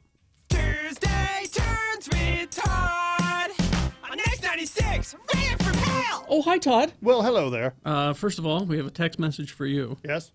Let Todd know I saw New Order last night at the Hollywood Bowl. Oh, yes. Ooh, cool. They played 5 Joy Division songs. Oh, wow. That's a good playlist. One of the first ever live since the death of Ian. I wish I were there. Oh. That would have been fantastic. They aren't planning on coming around, are they? You know what? They're not, but if you're an old New Waver, and I just saw this morning, if you're an old New Waver and you're excited about New Order, well, I can tell you that OMD has a Salt Lake date on March 21st. Really? Well, and they're you laugh, but they're so damn good live. I've never seen. I shouldn't say I've never seen. I've never seen them live. I saw them with Depeche Mode when they toured in like 1988. That is a Todd Newcomb show. Oh no, it was right beautiful. There. and man, they're good. I try to catch them every time. I saw they came. It was about 4 years ago. They came through, and I saw them at it was at the Depot, and they still just sound amazing. Wow. Okay. So, anyway, sorry, we're distracted with old New Wave news. I like how about new music? What do we got? Music? Some new stuff here. This is a band, and they're from Provo. They're called the Aces. They're from Provo, in the Utah County area, and they're 4 lovely young ladies. And they actually came a couple months ago, and they were playing just with an acoustic guitar just out here on the couch. Out in the that's lobby. who that was. Yeah. They were real. They were good. I just didn't acoustically. I thought, wow, they sound awesome. I was gonna say I didn't get up to say hi to them or anything, but they sounded great. They were really good, and they've got an album that's on the way, and they got signed. Like Red Bull Records signed them. Really? So they've got rep. Some big momentum. And they're for touring, aren't they? They're always playing, and we're working on something special with them in the future. So I'll let you know about that. But but the song's kind of cool. It's a song called "Stuck," and it's just a pleasant, little catchy, little fun song. All right, so from Provo. Yeah. Again, the Utah County music scene. I don't know where they're all coming from. That's just amazing, isn't it? There's nothing else to do besides write music in Provo. I apparently. guess only 2 bars, There which you I go. found out this morning. It's an adorable story. I hope that Gina repeats it. Oh, I can do it again. It's a great yeah. story. So here it is. The Aces, "Stuck" is the song. X96, Tuesday.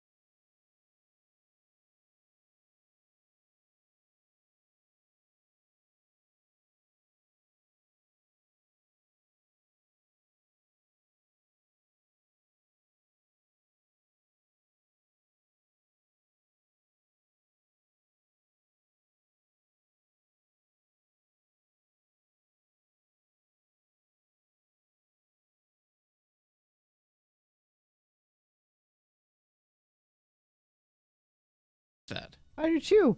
They're cute too. I like them. They're talented. No, Richie. they're very talented. Of course, we wouldn't play them if they sucked. Honestly. And the one of them, their mom was with them when they came down here a couple months ago, and their mom is like just a big fan of the station and has been for years. So, Oh, cool. So I like that. That's the way to my heart. One of them was kind of a potty mouth, and I like that. And then mom's been listening to us for years, and so I'm just like, That's okay, even well, better. I'm in. We're good. So the Aces. The other takeaway that I'm getting from this is that you're telling me there's never been a band before called the Aces? That just seems. I know it seems like that. Maybe now I got to look that up. Anyway, yeah, great. Yeah, I'm looking there. They're touring Germany and they're all over the place. And yeah, This is great. They got the Red Bull machine behind them now. I so look out. love seeing local bands make good. They all spring from here. You know, Neon Trees, Killers. Imagine Dragons. Imagine Dragons. The Used. We've got a Panic at the Disco. That's right. Oh, I should play it next week. Oh, we should do maybe next week we'll do the Dallon's new song. I like Dallon's new song. Yeah, that's pretty fun Because song. they're coming back here opening for Somebody, now I forget. Aquabats. Oh, are they? That's a cool show. That's an interesting combination. Maybe I'll go see that. We'll try and do something fun with them too. Yes, let's do. Thank you, Todd. Tuesday turns with Todd on X96. Ready for mail. All right. We've got a giveaway we got to do real quick. Let's do it. This big music festival down in New Orleans. All sorts of huge bands. It's a flyaway that we're going to give away. And just for qualifying, you're going to get tickets to go see Sublime with Rome and The Offspring at USANA Amphitheater on September 30th. Tickets are on sale now at all SmithTix locations and at SmithTix.com. The number is for you to text this word I'm about to give you is 33986. The word you need to text us is noodles, NOODLES, to the number 33986. 96th texter will win and get qualified for that flyaway to New Orleans. All right. Thank you very much. Corey in the chat room says, yeah, they're from Utah County. The chorus of the song is stuck with nowhere to go. I could repeat those jokes. I'm from Utah County. All right. Let's see. We got Boehner fight. Yes. Coming up at 9:25. And before that, a little bit of news. I found your Provo bar story. I'll do that one again. Thank you very much. But first, got to tell you about Alpine Plastic Surgery. Dr. Randall Barnett. So Alpine Plastic Surgery, it's a JACO certified surgical center that's attached to Ogden Regional Medical Center. You feel good about that? Oh, yes, absolutely. Dr. Barnett, board certified plastic surgeon. You don't have to be a board certified plastic surgeon to perform plastic surgery, which is kind of scary. Yeah. If you're bargain shopping around for plastic surgery, yeah, you can find it cheaper. You will, but you won't find it as good. No. And I get asked by people because I've had some work done, had the mommy makeover thing done, and people ask me questions, and I'm perfectly happy answering those. But you know who you should really ask is Dr. Barnett. You can get a free consultation with him. So make an appointment with Alpine Plastic Surgery. You'll go in, and even as I did last time, I went in thinking I was going to have something else done. Yeah, you went in for something else and went, oh. Yeah, and he said, no, you don't need to do that. Why don't we do this? So Alpine Plastic Surgery, you can call them 801-689-3500 or go to alpineplasticsurgery.com. X96 invites you to enter to win a Real Salt Lake VIP experience for the big match against the Seattle.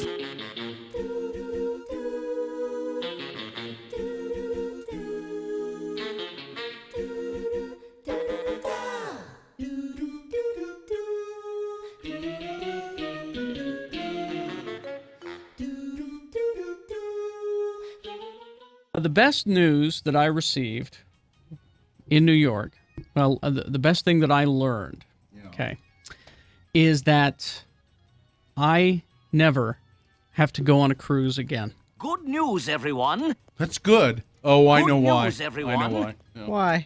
We went out to Liberty Island, and this is the second time now that Sue has gotten seasick. You go on a ferry out there. Yeah. One time before is we took a cruise around the bay up in Seattle. She was just completely messed up the rest of that trip. And this time, it was our last day in New York. we went out, and she got seasick and was just miserable the rest of the day. So that is some great news. I never will have to go on a cruise. I've been on one. I'm not a cruise guy. Yeah. You know, you're no matter either how old you get, you are a cruise person or you're not a cruise person, and that's all there is to it. I've never been on a cruise, but I'm worried I would get on a cruise and discover that I am not a cruise My wife person. got quite seasick on a cruise. I think I would enjoy a cruise if it were the right one. Well, now, see, that's the thing, is that a friend of mine, my friend next door, neighbor, Buckley, he came over and he said, there's this cruise that we go on every year in October that I think you'd have a lot of fun, and you and Sue should come with us.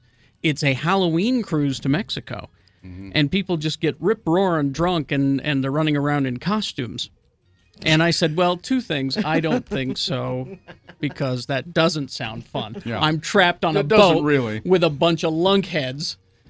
But there's booze. And second of all... That doesn't make everything better. Yeah, believe it or not. No. Believe it or not. Because, there are just some people who drink I don't like to be around. Yeah. And I'll bet they're the same kind of people who like to dress up in Halloween costumes, I mean, imagine being locked in Port of Call on Halloween for 3 days. Say no more. See, the worst kind of cruise are those. I mean, do you want to go on a booze cruise? You don't. You don't. I'm telling you, It sounds you don't. like a good idea. You just don't want to. Those things that they label as booze cruises. Didn't you guys go on one in Mexico? Yeah. Hawaii. Hawaii. We went in Hawaii. And it was terrible. Yeah. It was just terrible. But there's these small cruise companies that are real high end that I think it'd be kind of. Or I'd like to do. There are river cruises where they do cruise adventures on the great rivers of Europe and things like that. I think that'd be. Now that'd be okay. A cruise of the Rhine on a boat with maybe it's like 100 other people or something like that, with high-end gourmet meals, but they're expensive. But I have been spared the hardship that is the cruise. Yeah. So thank you, Sue. Thank you, Sue, for being seasick, for being a landlubber. Thank you. She doesn't have sea legs. No sea legs.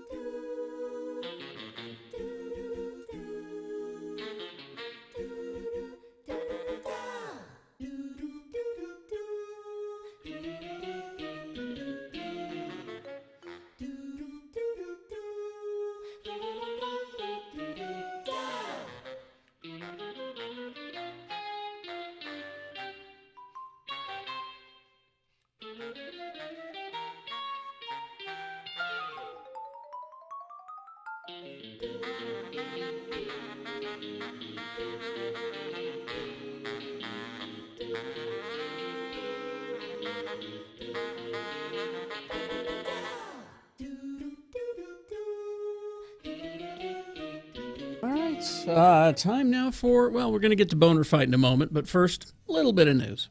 A little bit of news brought to you by It's the News You Trust from the most experienced team in Utah. 2 News. Check out the new KUTV.com. So requested news for Carrie Jackson. It's just such a cute story. Isn't it? It's adorable. Provo's 2 bars. Now notice how that's phrased. Not 2 of Provo's bars. No. Provo's 2 bars. It starts just so charming. Well, it's supply and demand. Had their best weekend ever thanks to beer-loving Wisconsin fans in town for the BYU game.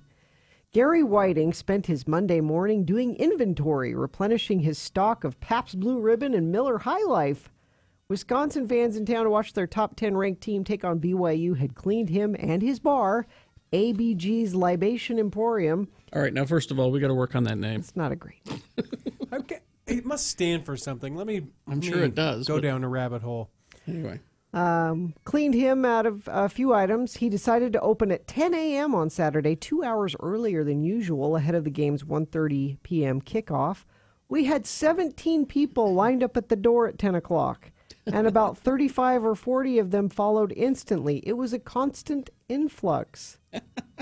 Whiting said ABG's capacity is 128 people, and the bar was, quote, packed for 3 hours with patrons who were a little loud, but otherwise the best group of traveling fans he's seen in 27 years.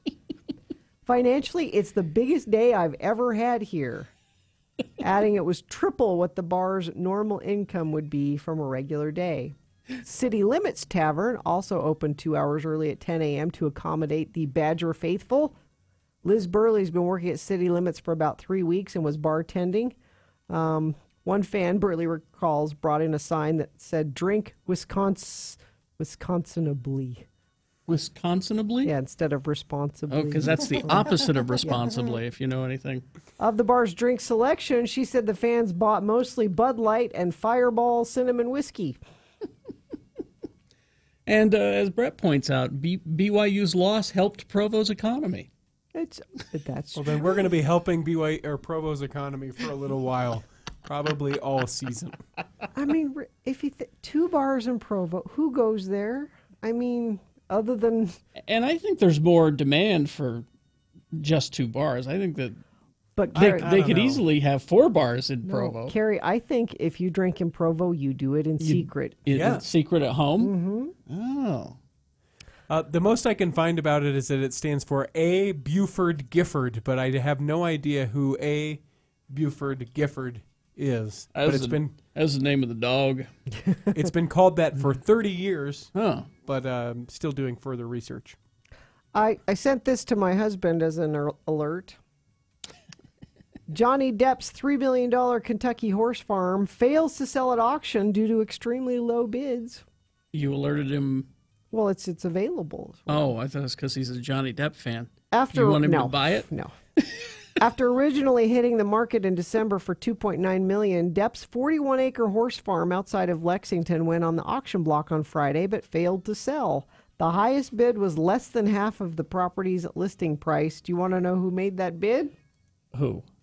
Rick Dees. Really? Hold it. Rick Dees has that much money. I hate radio. Tell people who Rick Dees is in case they don't know. Okay. He's a longtime radio DJ from L.A. who even had an evening talk show. You remember? Yeah. And he had Disco Duck. Disco he Duck. Had the song Disco Duck. A novelty song. You know what would have bought that ranch? Disco Duck. Disco Duck. The proceeds and. Apparently, Depp successfully sold the farm once before, but later bought it back. He first bought it in 1995 for $950,000, then sold it for $1 million, then bought it back for $2 million. He's just not good with money. And apparently he bought it for his mother. His mother had been living there until she passed away. Ghost Depp, Mom? Ghost Depp. Oh, you got to buy it for Ghost Depp? Then Rick Dees will shoot a special Ghost Hunters special on it. I just thought you'd love that Rick Dees bid on Johnny Depp's horse. I don't feel like Carrie loves that at all. I don't. The fact that he has that much dough just makes me mad. Boner fight? Yes. Okay. It's time for that. It's Boner Fight. With Radio from Hell on X96. Okay, Boner candidate number 1. We don't need any help from you, lesbian Jew.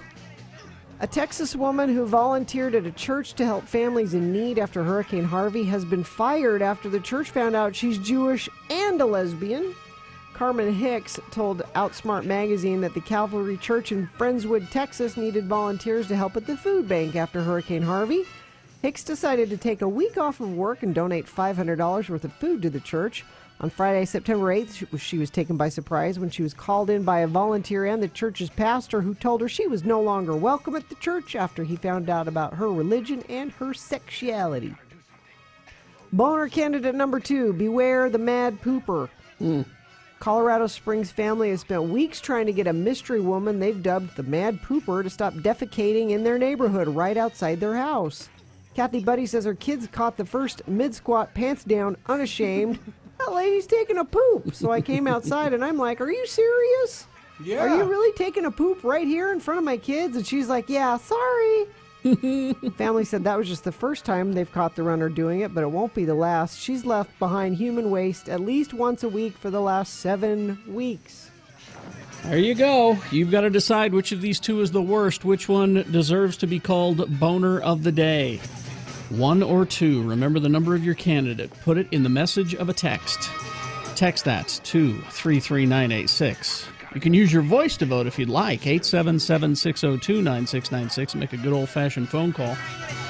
Or go to x96.com and look for the box on our website that says Boner Fight September 19.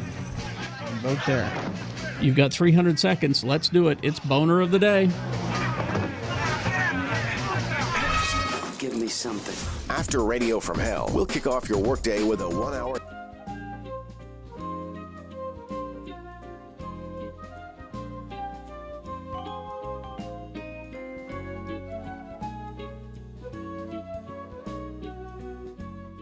There's a great a little video that I tweeted early this morning at RFH Bill. Well, let me go look. It's a little video of some mayor somewhere in Wisconsin, I think. Yeah. He's doing his Groundhog's Day thing with Like Jimmy you. the Groundhog. Jimmy, that's Sun not a Prairie- groundhog name. It's not. Why is Jimmy not a ground? Phil is a groundhog Sure. name. Why is Jimmy not a groundhog name? It's fine. If Awfully defensive Princess, about Jimmy. good God, Gina, you derail the story. Jimmy, that's not a ground. Why does Carrie Fisher call her dog Gary? It's fine. Anyway, Sun Prairie, Wisconsin, Jimmy the Groundhog, and the mayor Jonathan Freund is and he's an idiot. And I love the way they wrote this story on what is it, Gawker or Newsfeed? It's called Gawker's Newsfeed. Yeah. Low-rent Punxsutawney Phil impersonator Jimmy the Groundhog has the easy annual task of predicting each February whether Sun Prairie, Wisconsin will experience 6 more weeks of winter. This year, the job got to him a little bit as he whispered his prognostication into Mayor Jonathan Freund's ear. The weather will be, got your ear, sucker! I'm biting your damn ear off. How do you like me now? He gets a hold of it, too. Yeah, he does. He gets a good chomp in there. Yeah. You watch the He watch keeps the little going. video. The mayor keeps going, though. He doesn't stop. Yeah, flinching from the savage attack on his soundy flaps, Freund attempted to translate the bite from groundhog to English. He didn't see his shadow, the shaken mayor stammered, so it will be in early spring. Jimmy's handler is obviously concerned about the integrity of the little biter's predictive record, later clarified that he had actually been attempting to indicate that winter would last another 6 weeks. It is Wisconsin, after all. So the mayor got it wrong altogether. Yeah. The mayor's office responded that only the mayor can translate Jimmy's prediction, the Milwaukee Sentinel-Journal reports. But it's a funny video. Watch the little My video. question is, what kind of a mayor name is Jonathan? I mean, really? It's a fine mayor a terrible name. mayor name. It's a fine mayor name. No, that's a terrible mayor name. Jimmy is not a good name for a groundhog. Jimmy's a nice guy. Groundhogs are mean. Gino, why don't you just shut up? A texter points out Jimmy the Groundhog was part of the Gambino family. Exactly. That's your confusion. So, What? Jimmy Getting is a awfully perfectly defensive. fine name for a groundhog. Who died and made you the namer of all things? I'm not the namer of all things. You sure act like it. No, Val Kilmer is not dead. Yet. And what kind of a name is Val for a Kilmer? Exactly. The Kilmers never named their children Val. What's wrong with them?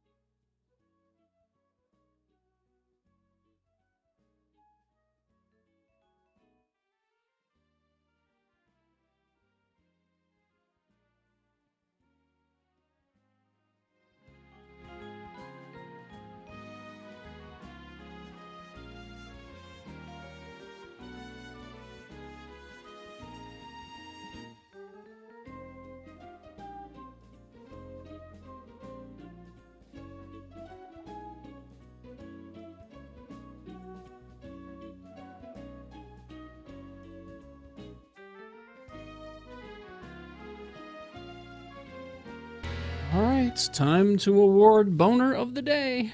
Boehner of the Day brought to you in part by that guac of the day. Yeah. Watermelon jalapeno guac. And by Gracie's 326 Southwest Temple. Join them tonight for Geeks Who Drink trivia Tuesday nights at Gracie's. So we had Boehner candidate number 1. We don't need any help from you, lesbian Jew. It's a nice woman who takes a week off of work and donates $500. Try to help Hurricane Harvey. She goes to the Calvary Church in Texas and says, I'm here to help. And, well, pastor heard that she's Jewish and a lesbian and said, we don't need your help anymore. Boner candidate number 2, beware the mad pooper. This is a woman who, for the last 7 weeks, has been stopping on her jog in front of this same house and pooping, even after the homeowner came out and said, "Really? You're pooping in front of my house?" And she said, "Yeah, sorry." And she kept doing it after. They haven't caught her yet. Gracie's gift card winner went to Jean. Way to go, Jean. And the winner, pretty handily, I would say, is Boner candidate number 1. We don't need any help from you, lesbian Jew. All right. There's your Boner of the day. It now becomes a candidate for Boner of the Week, which will be decided on Friday. We have a couple of Lounge X's we should probably tell you about. Telling you about Lounge X is brought to you by Del Taco's new Queso Blanco. It's a creamy blend of real cheese and peppers. Try it on nachos, fries, burritos, and more. Delicious queso from a drive-thru. That's unfreshing believable. Participation may vary. These are both this weekend, actually, and they're free. They're absolutely free. Let's see. Join X96 Thursday, September 21st at 50 West Club and Cafe. That's right downstairs here. 3rd West and Broadway. Or 50 West and Broadway. 300 South is Broadway, so it's 50 West and Broadway. It's a free acoustic Lounge X with Manchester Orchestra. They're great. Everyone attending will have a chance to meet the band after their acoustic set. Space is limited. You need to arrive early, and you must be 21 to attend, so that'll be 3 o'clock on Thursday. And then on Saturday, we're doing a Lounge X with Pepper. X96 and Performance Audio present Pepper live and unplugged at noon on Saturday, September 23rd. Now, this one's at Poplar Street Pub in Salt Lake. Special acoustic, adults only set, free to the public, and it will sell out, so arrive early. Must be 21. It's powered by Poplar Street Pub, Reggae Rise Up, and Performance Audio. And those are both free. Yeah. Nice.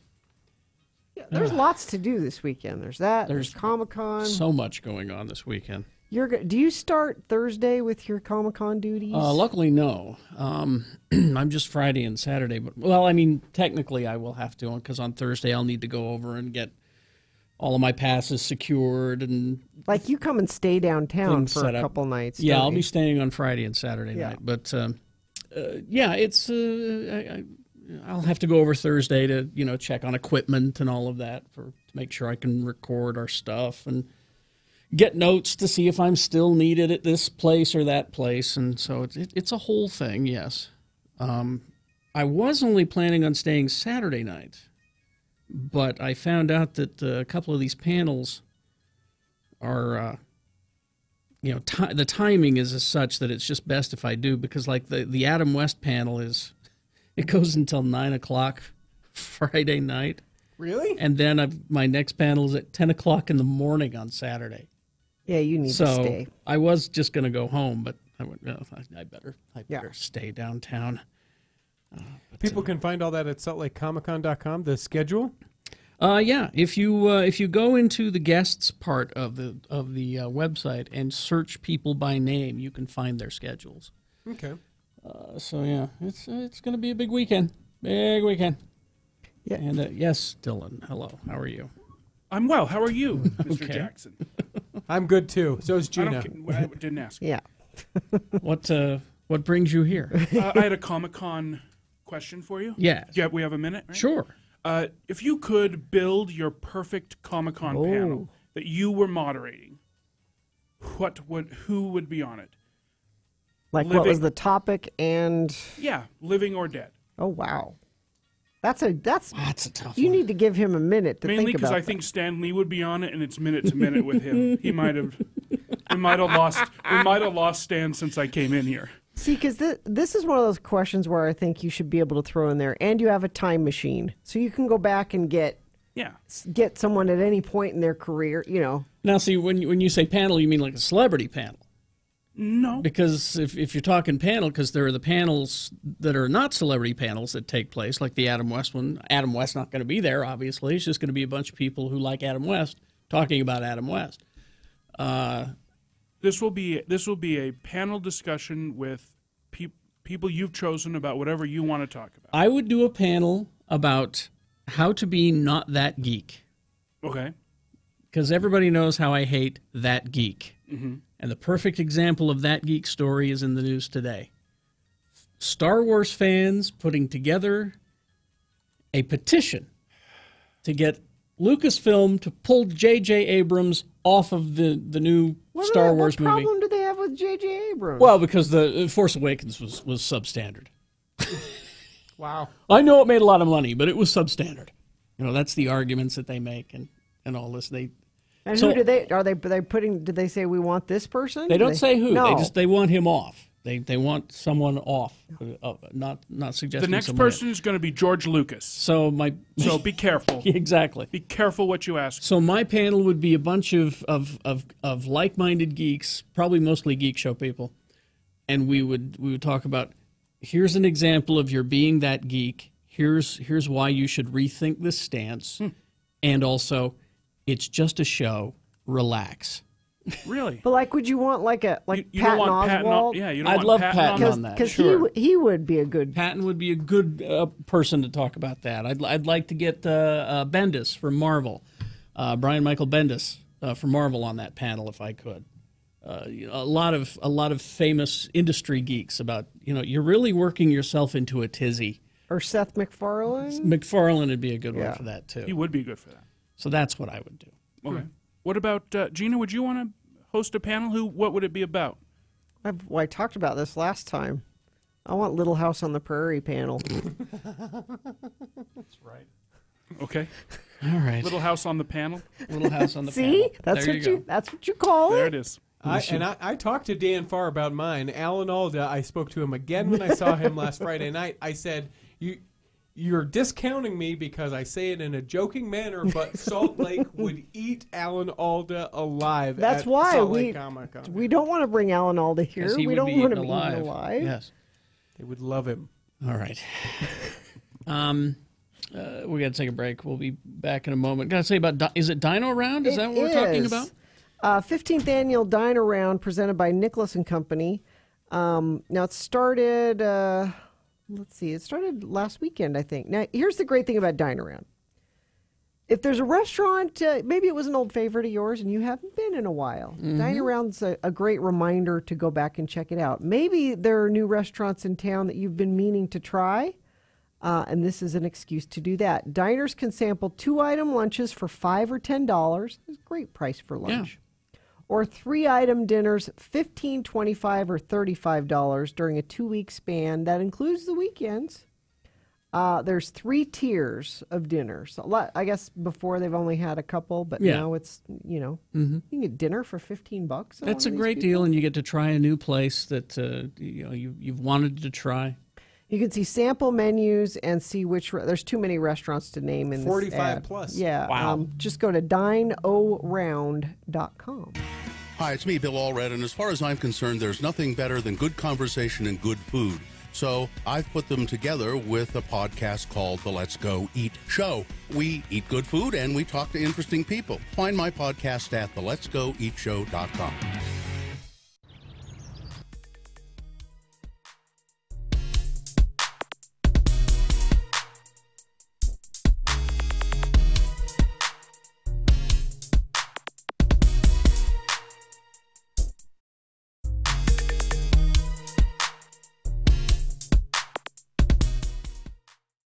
Your trainer isn't coming in today, is he? Yeah. Gina? Yeah. Zach? I guess. Oh, because I'm worried. Why?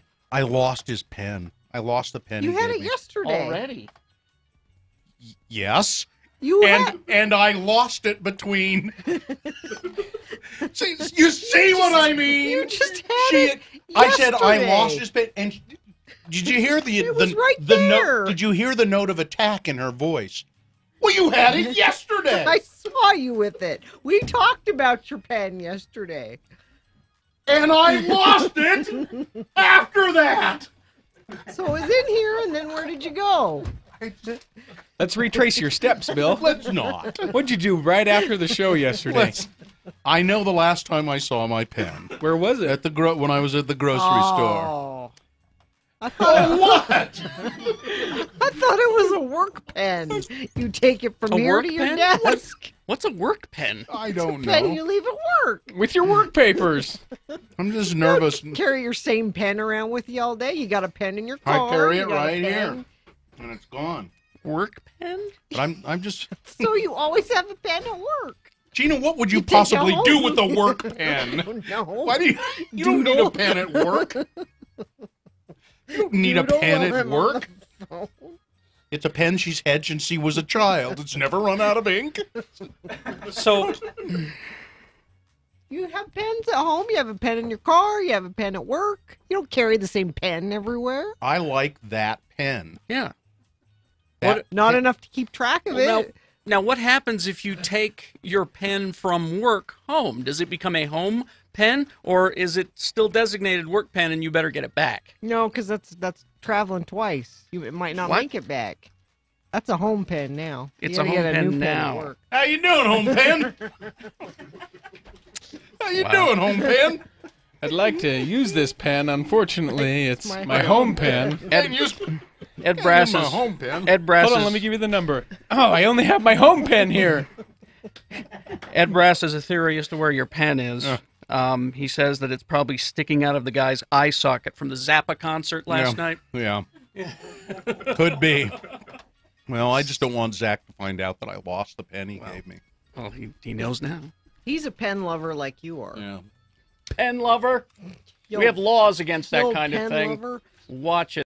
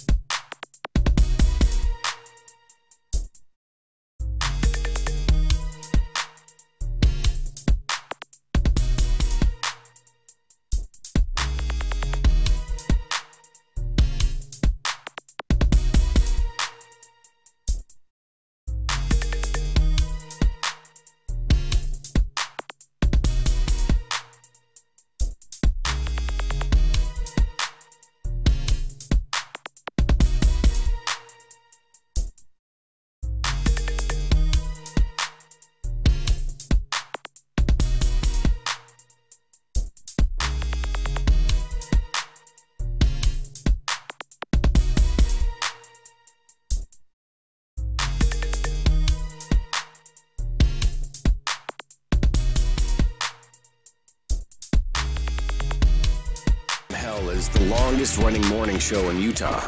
That doesn't necessarily mean it's good, but, I mean, come on. You know, we'll take what we can get. X96. All right, it's 9:52. No, I gotta call Zero Res. I know we're not doing an ad here, but Puppy. She's been really good. What happened? But she got sneaky last night. Sneaky? Yeah. What do you mean? I didn't notice she sneaked off into Joe's office and pooped in his office. Ooh. Ugh. So it's the first time she's pooped in the house. And I had her at the park for 2 hours before that. 2. Just stick her nose in it? No, you don't do that. 2 hours because you were waiting for her to poop.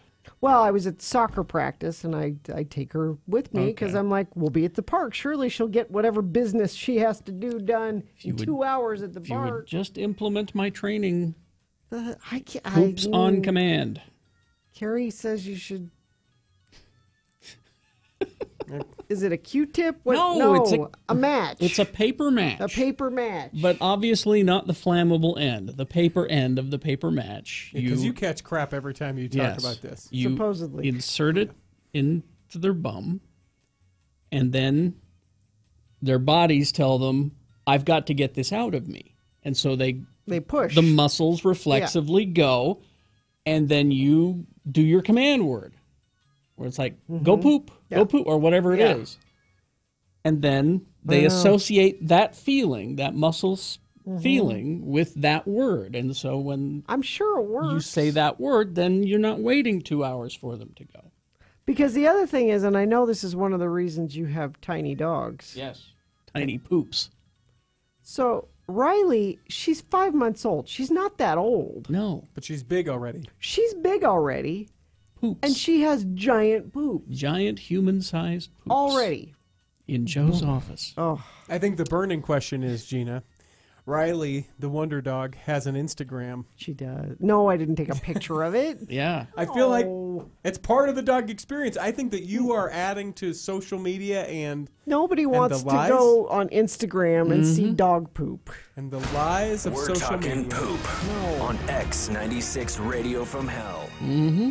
But like, if I could have had Zero Res on a emergency come to my house at 8 o'clock last night, because I'm not so crazy about dog feces in my It's Poop Chat on X96 Radio from Hell. Man, am I just in time. Yeah.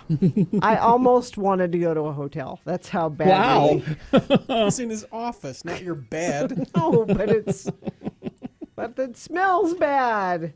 And you open all the windows and you light candles and it's still there. Smells like she got into the onion patch. All right. I'm going to let you in on a secret. I wasn't going to talk about this on the radio. Oh, okay. But it'll make you feel better about your dog situation. Okay. Hudson has herpes. Now listen.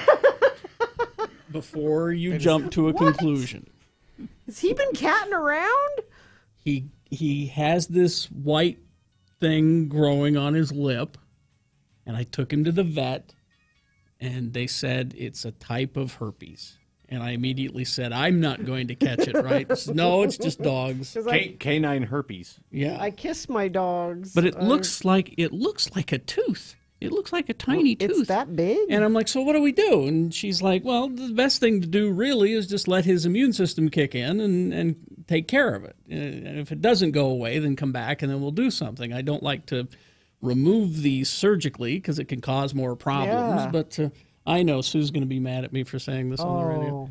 So we have poop and we have canine herpes. Because of her. Gosh, thanks for that lead-in, guys. It's her precious, perfect little boys. Well, people though, John, are used to coming to this point of the show on X96 because if they want a big steamy pile and herpes, it's the John. It's usually after that. That's the boom, pow. I don't have to take that from you. Yeah, no, you don't. We didn't think you were going to be here because there were accidents. There's a power outage.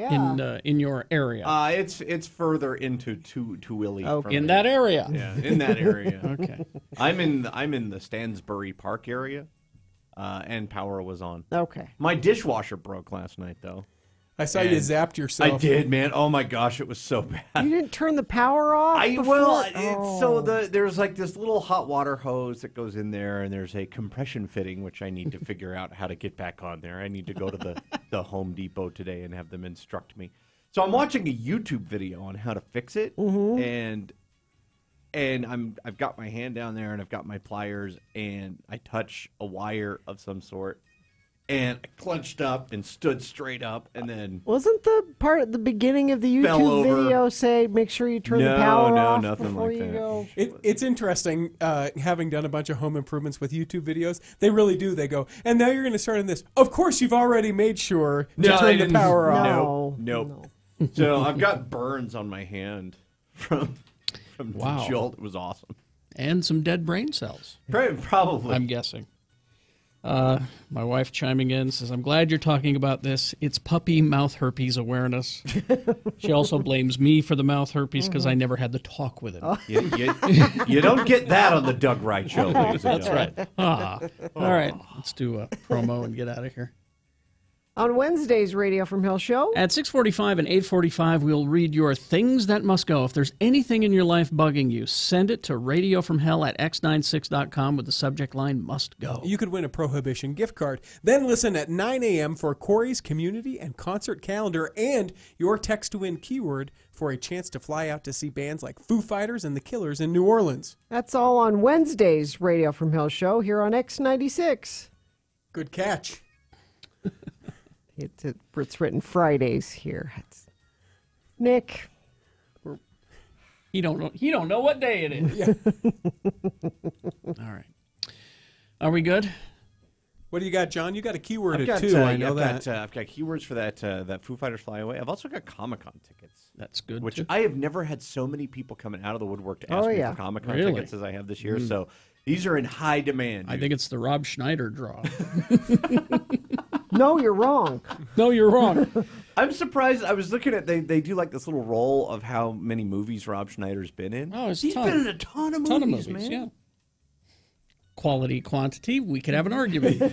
Live long and prosper, bitches. Don't you know where Bill is? Nobody wants to go on Instagram to see poop. John Smith is next. Don't bother. A 1 hour nonstop music wingding starts now. Utah's original alternative, X